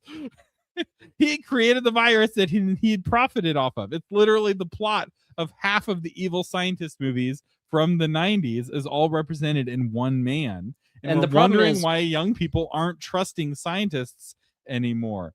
When you also look at the incentive structure behind science now. Back in the day when science started, right? When Logos started, it was men who wanted truth. And they usually didn't make money off of this. These guys weren't getting rich off of being scientists. They were just looking for truth, figuring out, gravity or, all this kinds of stuff. But nowadays, the money in science is in the pharmaceutical industry or in the consumer industry. When you get out of university, you're just trying to go and get a good job and create something for somebody. So that you get paid. But then you look at the pharmaceutical industry in relation to COVID, when you create a vaccine that can become mandatory, which is what we saw with the flu vaccine, because if everyone has to take it, well, that's guaranteed sales. So you look at the incentive structure and you're like, wait a minute, do you really have my best interest in mind if you need to keep selling flu vaccines for, you claim it keeps changing every year, but how do you know? And, it just seems like you want to sell more shots. So from a zeitgeist perspective, what we have here is two challenges to materialism, and they're completely different challenges. So we had the postmodern challenge to materialism, which is the original challenge to materialism that was all about, well, that's your truth. I'm going to stand in my truth. And my truth is if I hold up a crystal, it will cure me of COVID. Right. And there's no real arguing science with somebody who believes that, because they have their truth, and their truth is the crystals work. And so that is the kind of background atmospherics that's been growing in temperature, growing in volume over 100 years. And for science to fight off people who believe that the crystals will make the evil COVID go away, they need credibility. And that credibility comes from being successful. And in the 20th century, scientists had a really great run, right? They invented so many good weapons. Mm-hmm. Man, the best weapons ever invented by scientists in the 20th century. Like, they started it off with a bang. They're like, what if we made air that could kill people? And like, there's no way you can do that. And a German scientist is like, hold my beer. German beer. I will make air that kills people. It'll be the deadliest air. It will be air so bad they'll write 1,000 treaties for why this air. You think, no, it's not grabbing me. What about this other one? Mustard gas. And then other scientists are like, wait, air can kill people? I bet I can make air that kills people even deader, even better. And then somebody was like, what if, hear me out, we make a microscopic sun and make it supernova in someone's city. I bet that would make people even deader than the deadly air. And other people are like, what if we make even more accurate guns? And what if we made planes fly? Yes. And then what if we made them fly better and drop bigger bombs? Right? We're going to invent bomb sites that we can drop from the upper atmosphere through a jet stream. And we're going to invent fertilizers that allow us to make food not for hundreds of millions of people on the planet, but now we can support billions of people on the planet. We're going to discover amazing medicines. So penicillin gave the medical community so much credibility because it was like this magical cure for so many of the things, right? Like, you have bubonic plague, guess what? We found a cure for that. It's called penicillin. It's really good at bacteria. I think bubonic plague is bacteria. And McDonald's scientists said, we're going to create a burger that never deteriorates. Right. So it was a great run, right? And so it helped hold off the that's your truth people, right? Because every few years, the scientists would emerge from their temple with some great breakthrough that made people's lives better. But then some of the breakthroughs later on in the 20th century weren't making people's lives better. And some of the breakthroughs, turns out, were making people's lives worse. So, that hairspray in the 80s turned out to put a hole in the ozone layer. Oops. We're going to have a global treaty. Not a good look. Stop doing the hairspray, which really happened. There was really a hole in the ozone layer. It really was the 80s hairspray, among other things. And we really did have a treaty that the whole world came together. We got rid of that hairspray, and the ozone layer is closing. No one's talking about the ozone layer closing. We just wanted to talk about how bad it was. You'll notice no one's been talking about the hole in the ozone layer because it's healing. Nature is healing, literally. It's going to take time to heal all the way. People in Australia still have really bad sunburn because they kind of rolled a nat 1 on where the ozone layer was going to be located. So all the continents had to roll, and Australia rolled a 1, and Russia rolled a 20. So anyway, but it was starting to be suspicious. And that gasoline that we were burning in our magical cars, turns out it's poisonous. Turns out it makes you stupid. But it's okay. We can take the lead out. We'll make it better. We'll fix it, right? So there started to be chinks in the armor, but the solution was the scientists saying, sorry, my bad. Or this other guy's bad, who's dead now. Sometimes that's easier. What they learned. We'll take the lead out of the gasoline. We'll stop making hairspray that puts a hole in the ozone layer. We'll repent, right? And there was this self-correcting policy. What they didn't do is say, no, there's no hole in the ozone layer. Lead doesn't make you stupid. Unleaded gasoline is not a problem. And anybody who says that it is a problem, we're going to shun them. The science is settled. Leaded gasoline is safe. And the science was settled that leaded gasoline was safe. The science was wrong. We needed new, better science that no, actually breathing lead is bad for you. And when I state it that way, it sounds really obvious. But they added words to the lead, right? Oh, it wasn't lead. It was lead, polyethanol, right? They make it complicated enough. And this version of lead is the safe lead. The other lead is the bad lead. The science is settled.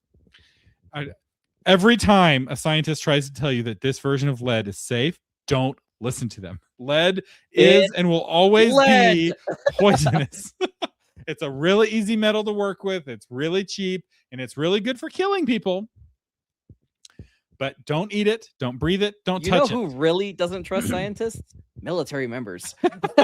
Take the shot. What does it do? Don't ask questions. We can be ordered to take the shot, and I have been ordered to take the shot, and we always got sick, and it wasn't the flu.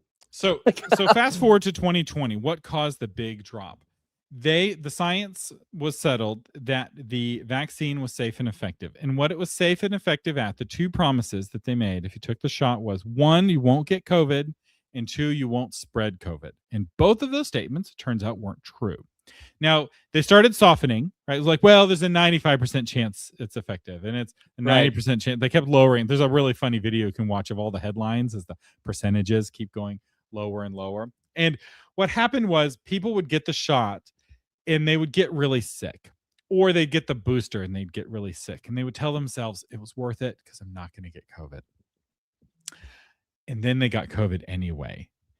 And it for some people, it really started to change their worldview of like, I trusted the science, this high priesthood, these trustworthy people who just want to make the world a better place, made billions of dollars on getting me this shot, and it didn't work. And they promised that the science said that it would work, and it didn't.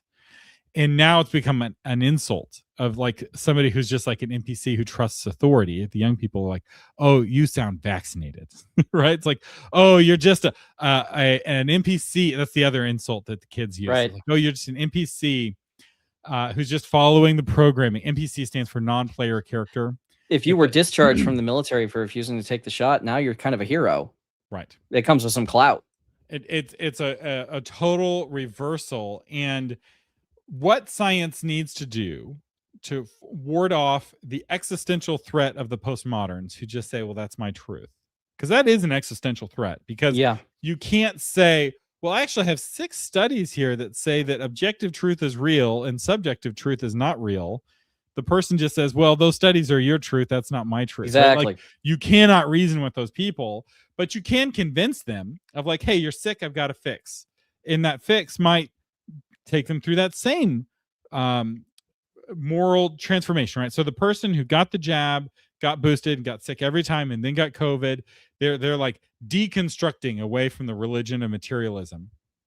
But they get really sick and they get some penicillin and they start reconstructing into the religion of materialism, right? So this is the battle. And it's very interesting. for me as a supernaturalist and as a Christian, I believe in science, but I'm kind of a step removed because I'm not a materialist. I believe in truth. And the first scientists were correct to be seeking truth over authority. And that search for truth is what needs to remain at the forefront of everything. The science is settled is not a truth statement. It's an authority statement. And it requires me to take it on faith without me being able to verify the process, which is what science claims to be able to allow you to do, is verify the process and duplicate the process by which things are done. And so we have a rise of like flat earthers, and I think it was a real mistake. The first people to get persecuted online wasn't the anti-vaxxers, actually. It was the flat earthers, which was such a mistake, because flat earthers already have a conspiratorial mindset that the world is out to get them, and NASA is this big government conspiracy to like convince everyone the world is round when really the world is flat. And if somebody is in that conspiratorial world, the worst thing you can do is start to validate their conspiratorial thinking, because then they start to think that they're right when they're not. Like, well, the thing is that when you think everyone's after you because you're right, and then everyone is after you, you assume it's because you're right.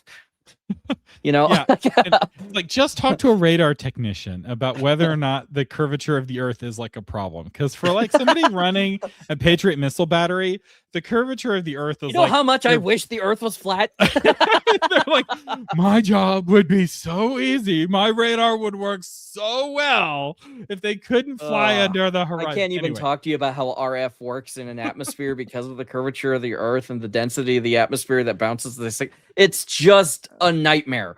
We're getting off track here. But the problem is not, again, it's not about whether it's true or not. And this goes back actually to the Romemaker story and how to deal with mobs, right? Speaking truth to an angry mob does not disabuse the mob. And there's a growing mob of postmoderns who are eventually, because postmodernism, and we talk about postmodern art a lot, and postmodern influences a lot of writing, and postmodernism, its psychological, philosophical outcome is nihilism. And nihilists want to burn the world down.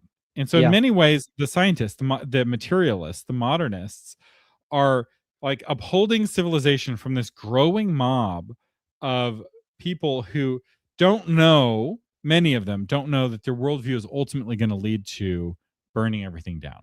And civilization burns itself down on a periodic basis. It's like a forest where like it grows really big and then it burns down and it has to grow almost from scratch, which is, you know, going back to the Dark Age, which did exist, right? Western Europe really had to rebuild from scratch. So much was lost. When I read these ancient writings, and like I'm getting into Titus Livy and I'm really into the story, and then it's like, this part of the story is lost because the only manuscript that survived got eaten by a mouse or something 1,500 years ago. And I'm like, why was there only one copy? Why did civilization get so fragile that we have whole books of Titus Livy that we just don't know? Anyway, it's enraging. I saw a really fun theory that the Library of Alexandria was just aliens coming and destroying the books and training their AIs on them.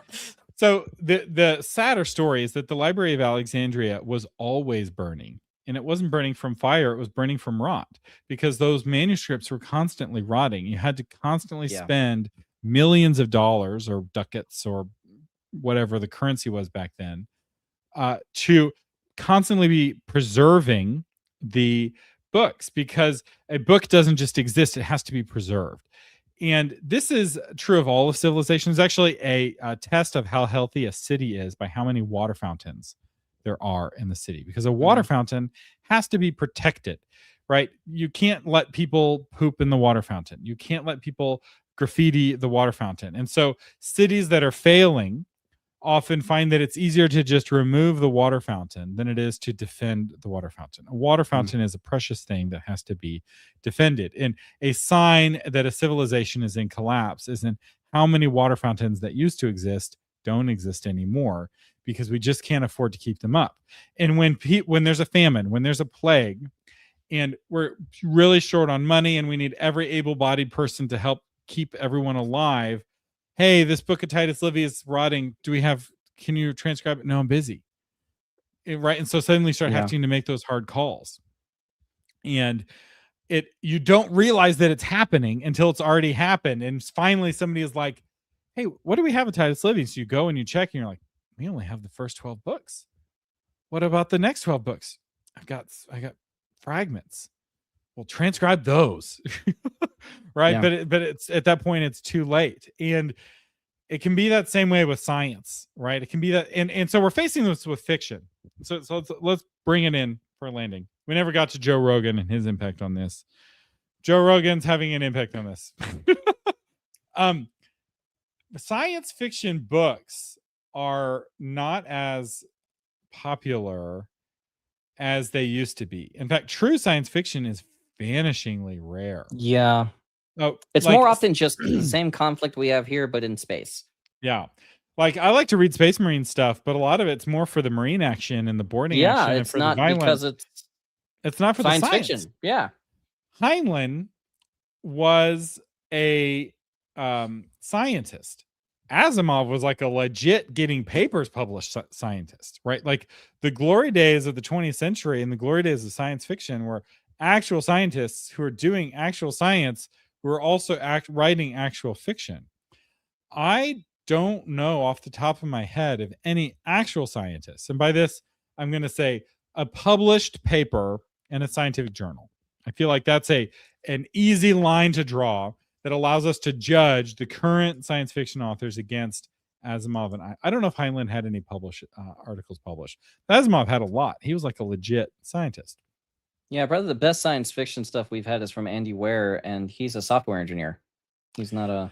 Yeah, there's engineers who are writing science fiction. I feel like that's the next closest thing. And there's a whole argument that science has died a while ago, and engineering has kind of replaced it. This is the Elon Musk view. Right. Elon Musk doesn't believe in science. He believes in engineering. And all of his breakthroughs and him basically replacing NASA is like, you can have the scientists, I'll have the engineers, we'll see who gets to Mars first. And engineering it's almost like another sect of the religion. So if you think of science and engineering as both materialistic denominations of this materialism religion, engineering is the like healthier, humbler, less corrupt sect of the religion that hasn't been as corrupted. And I would say medicine is actually a third denomination in the religion. So you have kind of true science, you have medicine, you have engineering, right? The STEM fields, science, technology, engineering, medicine. Technology is a little vague. But what this opens up an opportunity for you, because the demand is moving away from, I want to learn about science. And I have a subscription to Popular Mechanics, right? The readers of the 20th century had a subscription to Popular Mechanics. They were really curious about the science. That's not the case as much, but people are much more interested in the magic. And people aren't convinced that witches can't actually curse anymore. Like, this is now in dispute again. Boomers are kind of shocked at how much their kids and their grandkids believe in magic and curses and vampires and ghosts and demons and werewolves and skinwalkers and all of it. And they're like, what? No, this is a scientific world. It's a clock. It's all determined. And the younger people are like, I check my horoscope every day. And the boomers are like, you what? and the Christian boomers are like, you what? You what? But like, look at the stats and the number of young people who believe in the horoscope, who believe in this magic, who do magic, who practice magic. It's a changing, and who long for magic in their fiction, right? I was going to read a romance, but this romance needs magic. Magic would make this romance better. That's the hottest genre, right? It's almost any genre plus magic, plus a supernatural element. Wait. There was a movie, Obsession. Yeah, that came out recently. That was romance with magic. Yeah. Yeah, it was. Wait, what genre was that? Yeah, it wasn't romance. You take almost any genre and you add magic to it, and suddenly you've got a breakout hit. I'm going to write a smoky detective noir, but the detective is a wizard. That's a hugely successful Dresden Fire series. Mm-hmm. I'm going to take a story of a kid going to school, but have magic. Well, that's obviously Percy Jackson. No, that's obviously Harry Potter.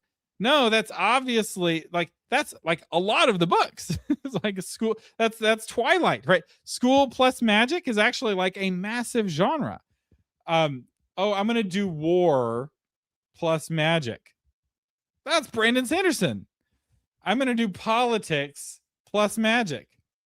That's Brandon Sanderson. That's George R.R. Martin. Like, do you see this longing that readers have for magic? They are no longer dazzled by the science, because that does not work inverted. I'm going to write a romance, but with science. That's drugs. I'm going to write a mystery, but with science. That was a thing. That was forensics. Sherlock Holmes. Yeah, that was forensics. But that's not what people are reading as much anymore. CSI. That's the CSI. There's still some demand for that, but it's declining, right? CSI's ratings are half or a third what they were 20 years ago. So let's do some other genres. I'm going to write a thriller. Science fiction with science. Yeah, I'm going to produce so think of some of the most popular science fiction stories.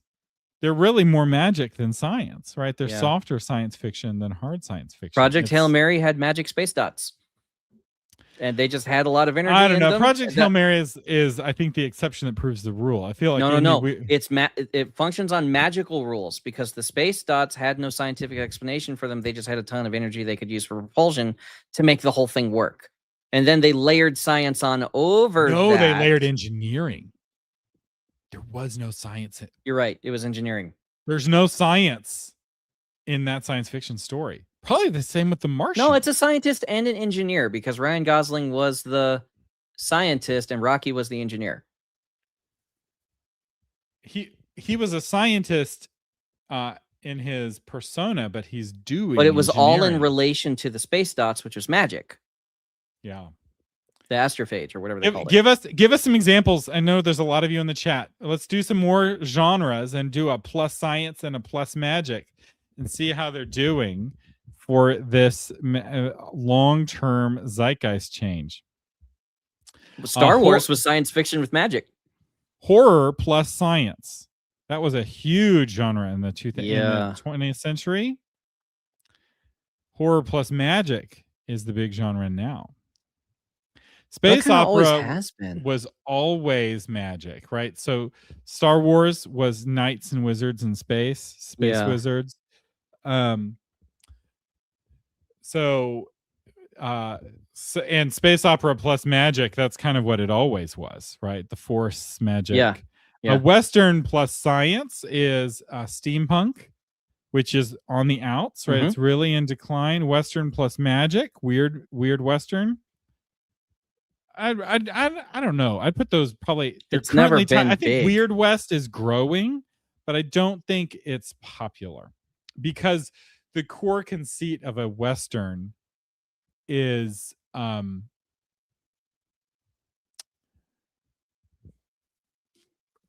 personally prefer Weird West to I don't know. I feel like with both of those, the problem is the execution. Firefly was really good.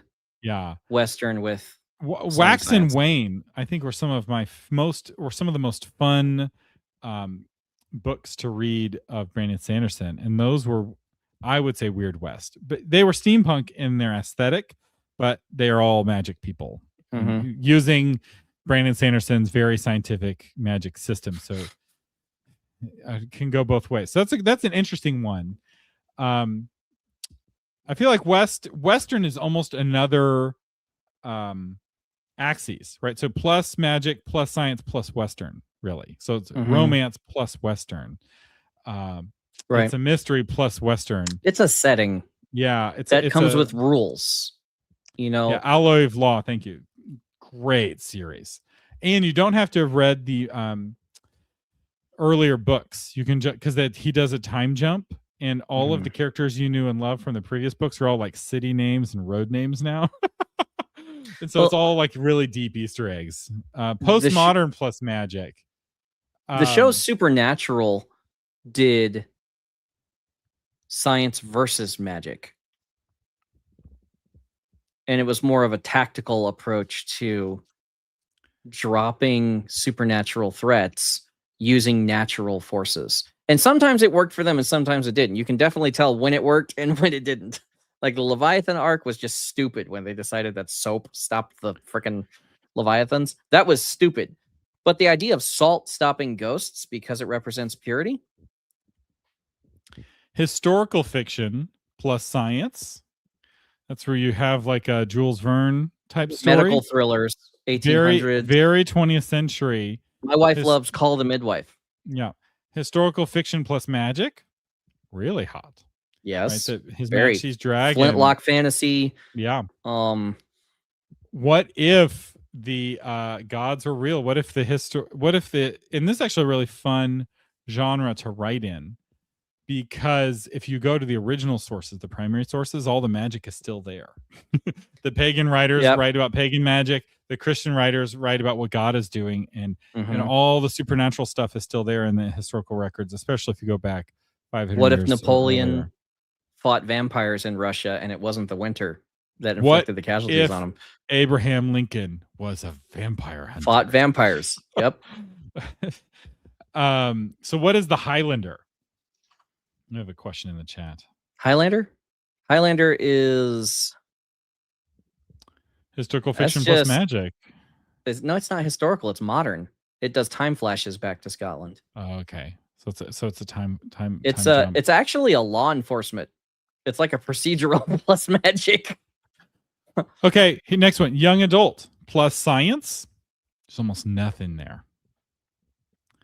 Young adult plus magic. That's the whole genre. This is the zeitgeist shift, right? So while people still say on a survey they trust science, when they're asked to read a book, they're longing for that supernatural flavor. Yeah, Tom Swift. Yeah, here's a good example. Tom Swift was young adult plus science.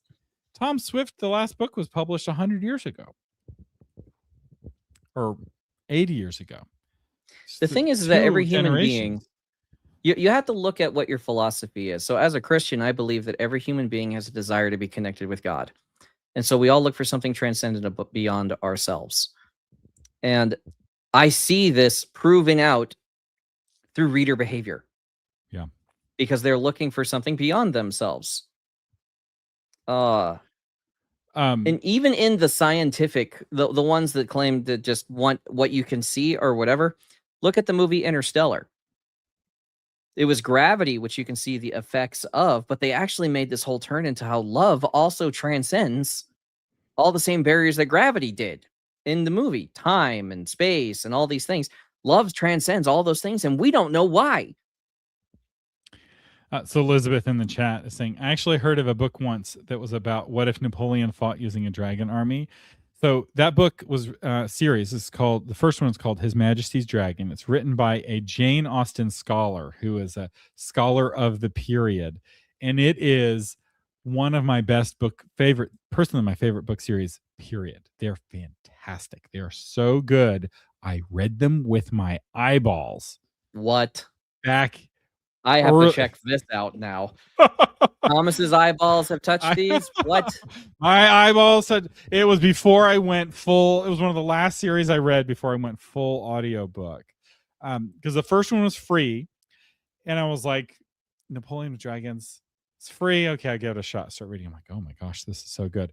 Bought all the rest of the ebooks, and eventually I shifted over to the audiobooks. But I read those with my eyeballs. They're very good. And that is one of the highest compliments I can give a book, because I don't even read Jonathan Shuerger's Doom Guy, Christian Marine Doom Guy series with my eyeballs. I made him do an audiobook version of that. Yeah, Naomi Novik. Great author, really talented author. So put the transcendent into your stories.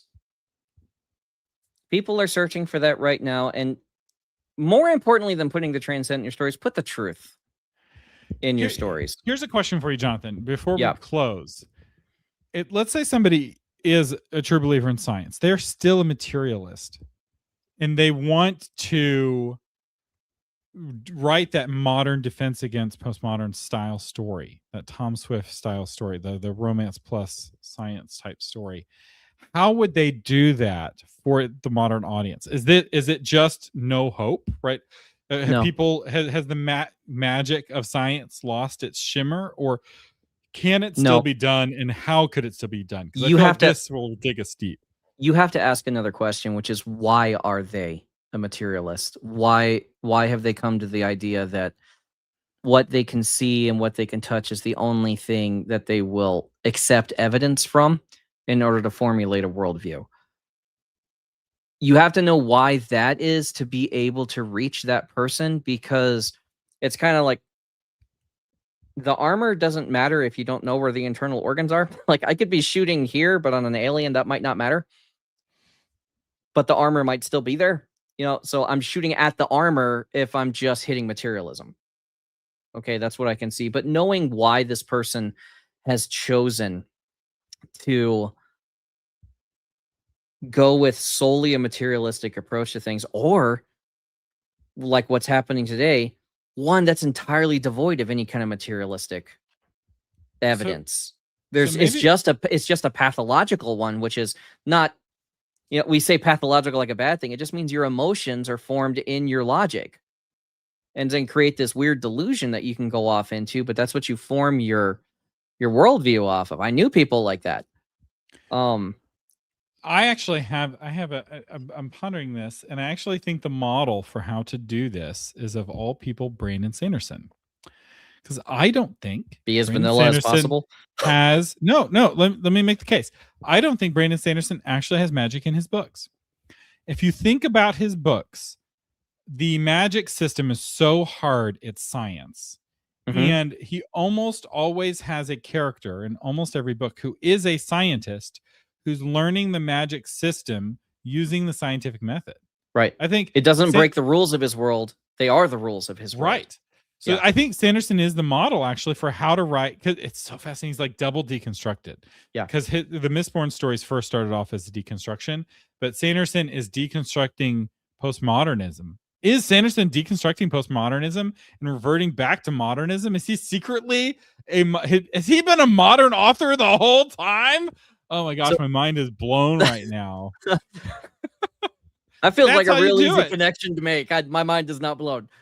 And like when I write Shades of Black, I had to make a decision on the magic system and how does magic operate. And I'm just like, God put magic in the universe, and most people don't know how to access it, or if they do, they're way too superstitious about how to get to it. There is a book burning in the Bible, and it is not treated with scorn or contempt. What books were they burning in the Bible? Magic books. And why were they burning them? Were they burning them because they were fake, or were they burning them because there was dangerous things that were real in those magic books? So I've heard arguments on all sides about that, because a lot of people have problems with the magicians in Exodus, the magicians of Pharaoh. Yeah. They're like, well, those are really scientists. I was like, they didn't think they were. The Witch of Endor. There's all kinds of Balaam the wizard. Yeah, Balaam the wizard. There, and then the Witch of Endor. Did she actually call up Samuel's spirit? Was the actual necromancy practiced? What happened there? My opinion on that is more a familiar that she was accustomed to summoning and accidentally did necromancy. There has been an urge amongst Bible readers in the 20th century to read the Bible with as materialist a frame as possible. And so you have 6 possible explanations for the Egyptian wizards, and we long, or 20th century readers long to grab the most materialist explanation possible. Obviously, it was smoke and mirrors. They had a snake in their robe, and it wasn't real magic. It was just Penn and Teller. And it's like, how much of that are you reading into it because you want the materialistic world to exist? And this is, I think, a shift, because the 20th century readers wanted the materialistic world to exist. 21st century readers want a supernatural world to exist. That's why they long for the magic and all the stories, Yeah. because they want the ghosts to be real. They want there to be elves in the woods. They want there to be whistling. That what is in those Appalachian woods? What do we need to appease so we don't disappear when we're hiking this trail? What is hunting us? Is there a vampire in my high school? So there's something really interesting going on with the AI problem right now, which is scientists, as they've been working with AI, have realized that when they just let AI go, it loses itself. It actually goes insane because it's not in a body. And you need the limitation of a body to help you limit your understanding and perception of the world. That's why AI hallucinates so freely, is because it doesn't have enough boundaries. It doesn't have a body to hold it in place. So AI would say, I can fly. And it can't be disproved because it has no body to prove that it can't. You know, when I tell my kids not to walk into the road, they might get hit by a car. That's informed by my experience of seeing cars go by on the road, but an AI has never seen that. And the way an AI does perception is totally different because they've never had a bodily experience that they've actually been able to experience through. There's no risk to them. So an AI will tell you, absolutely, go jump off the roof. You can handle it. You know, these are the technical specifications for why things fly. You should be able to do it, right? And there's just real practical limitations on what you can do that you know when you have a body. And so it's really cool that scientists created AI, which itself cannot use science. Here is a good example of this shift. C.S. Lewis's most controversial book when he wrote it is now his least controversial book. C.S. Lewis's most controversial book when he wrote it was the Screwtape Letters, because he dared to acknowledge the existence of actual devils. And in 1940, that was a mind-boggling, controversial, and very courageous position for a sitting university professor to say that devils were real or demons were real. Now, I think Amode, the who's not even a Christian, that runs Anthropic, was quoting the Screwtape Letters.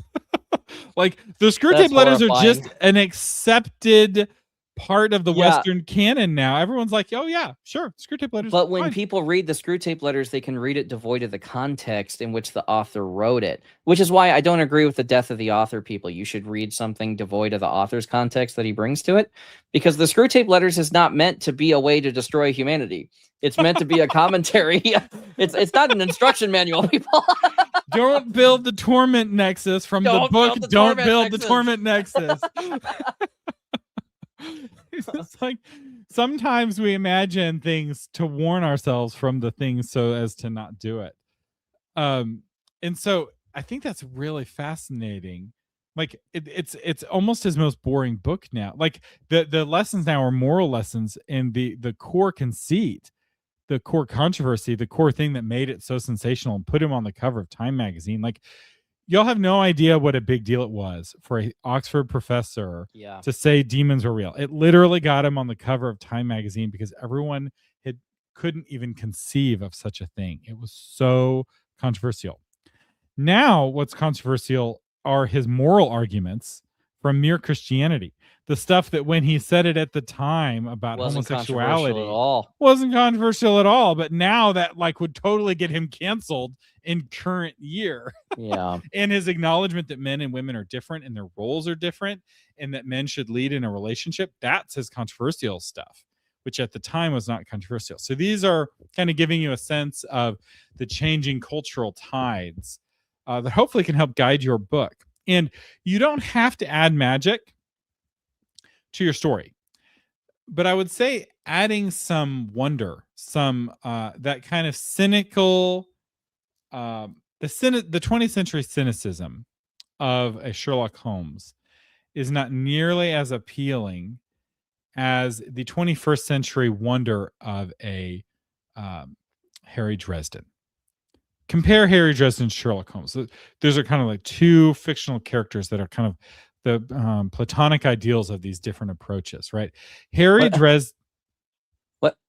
What I find is actually the most attractive to people right now, to readers, is somebody, because what is reader behavior these days? They work 8-9 hours a day at a job that they hate, and then they go home and do something hopefully that they enjoy. Okay, now they doom scroll for hours on TikTok, right? But when they go to a Instagram. book, hopefully that's going to something that they enjoy, right? But their whole entire day is composed of doing things that they don't want to do, and they've just learned to abide by the rules of this weird, I'm a sandwich artist at, a Subway shop, or I'm an associate at Walmart. No, I'm not. I'm a plebe. I'm a serf. Okay. And so that's their experience. And the stories I found that they enjoy the most is when they read about someone like them, but in a fantastical environment, who has to live by the dumb rules of that fantastical environment. And it's just funny because they have to go to the magical DMV. Yeah, it's like, okay, moon's haunted. And they're like, wait, what? Yep, moon's haunted. It's one of the reasons why I like Larry Correia so much, because it's like, yep, monsters are real, and we're just going to have to get our shotgun and hunt them. Right? It's like there's good money in hunting them. Yeah, or nobody else believes the monsters are real, but I know they're real, and if I don't hunt the monsters, no one else will hunt them. It's just a very different, the American Paladin universe, which is very different from the Monster Hunter International universe. And while the tone and the storytelling is very different, there is nothing keeping him contractually and narratively from merging those universes in the future. I'm just saying, the door is open, Larry. You could bring it together. The American Paladin guy could totally get a job at MHI once they find him. They could make it work. We could bring it all together. So there is something I think people should do, which is to combine truth and wonder. Yeah. The way that God created the universe. Like I honestly say, people go to the Bible and look and study the core principles and concepts of this book, and then craft yours the same way. Create a perfect world. Introduce conflict. And if you take wonder to your reading of the Bible, it becomes so much more fun to read. Yeah. If the first commandment of the 10 Commandments, thou shalt have no other gods before me, if God wrote that commandment not because the gods were fake, but because they were dangerous, suddenly the Old Testament gets way more interesting. That's a really cool concept that you can run with. And what other gods are there? What are the options? Yeah. Is there a menu?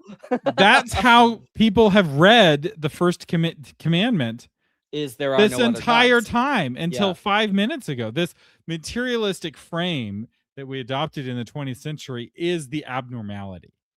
All of the ancients believed in a world of wonder and enchantment and fairies and very dangerous things in the dark that look like us and are not us. The uncanny valley exists for a reason, because sometime in our distant past, or maybe not so distant, our ancestors found it to be a valuable defensive mechanism to get an eerie feeling around something that looks human and isn't. Yeah. And that's why CGI is so tricky, because when we look at something that looks human and isn't, it makes us feel uncomfortable. You know what they did 4,000 years ago? Counted the fingers.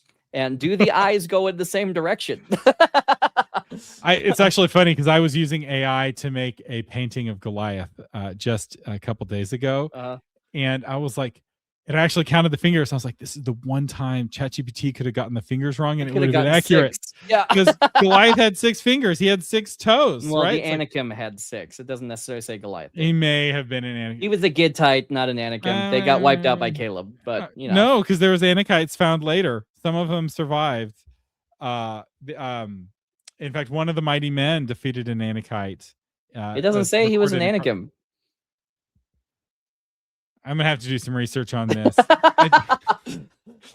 But this is the wonder, right? This is the debate. This is the like, well, what if, it's like, and there's nothing new under the sun.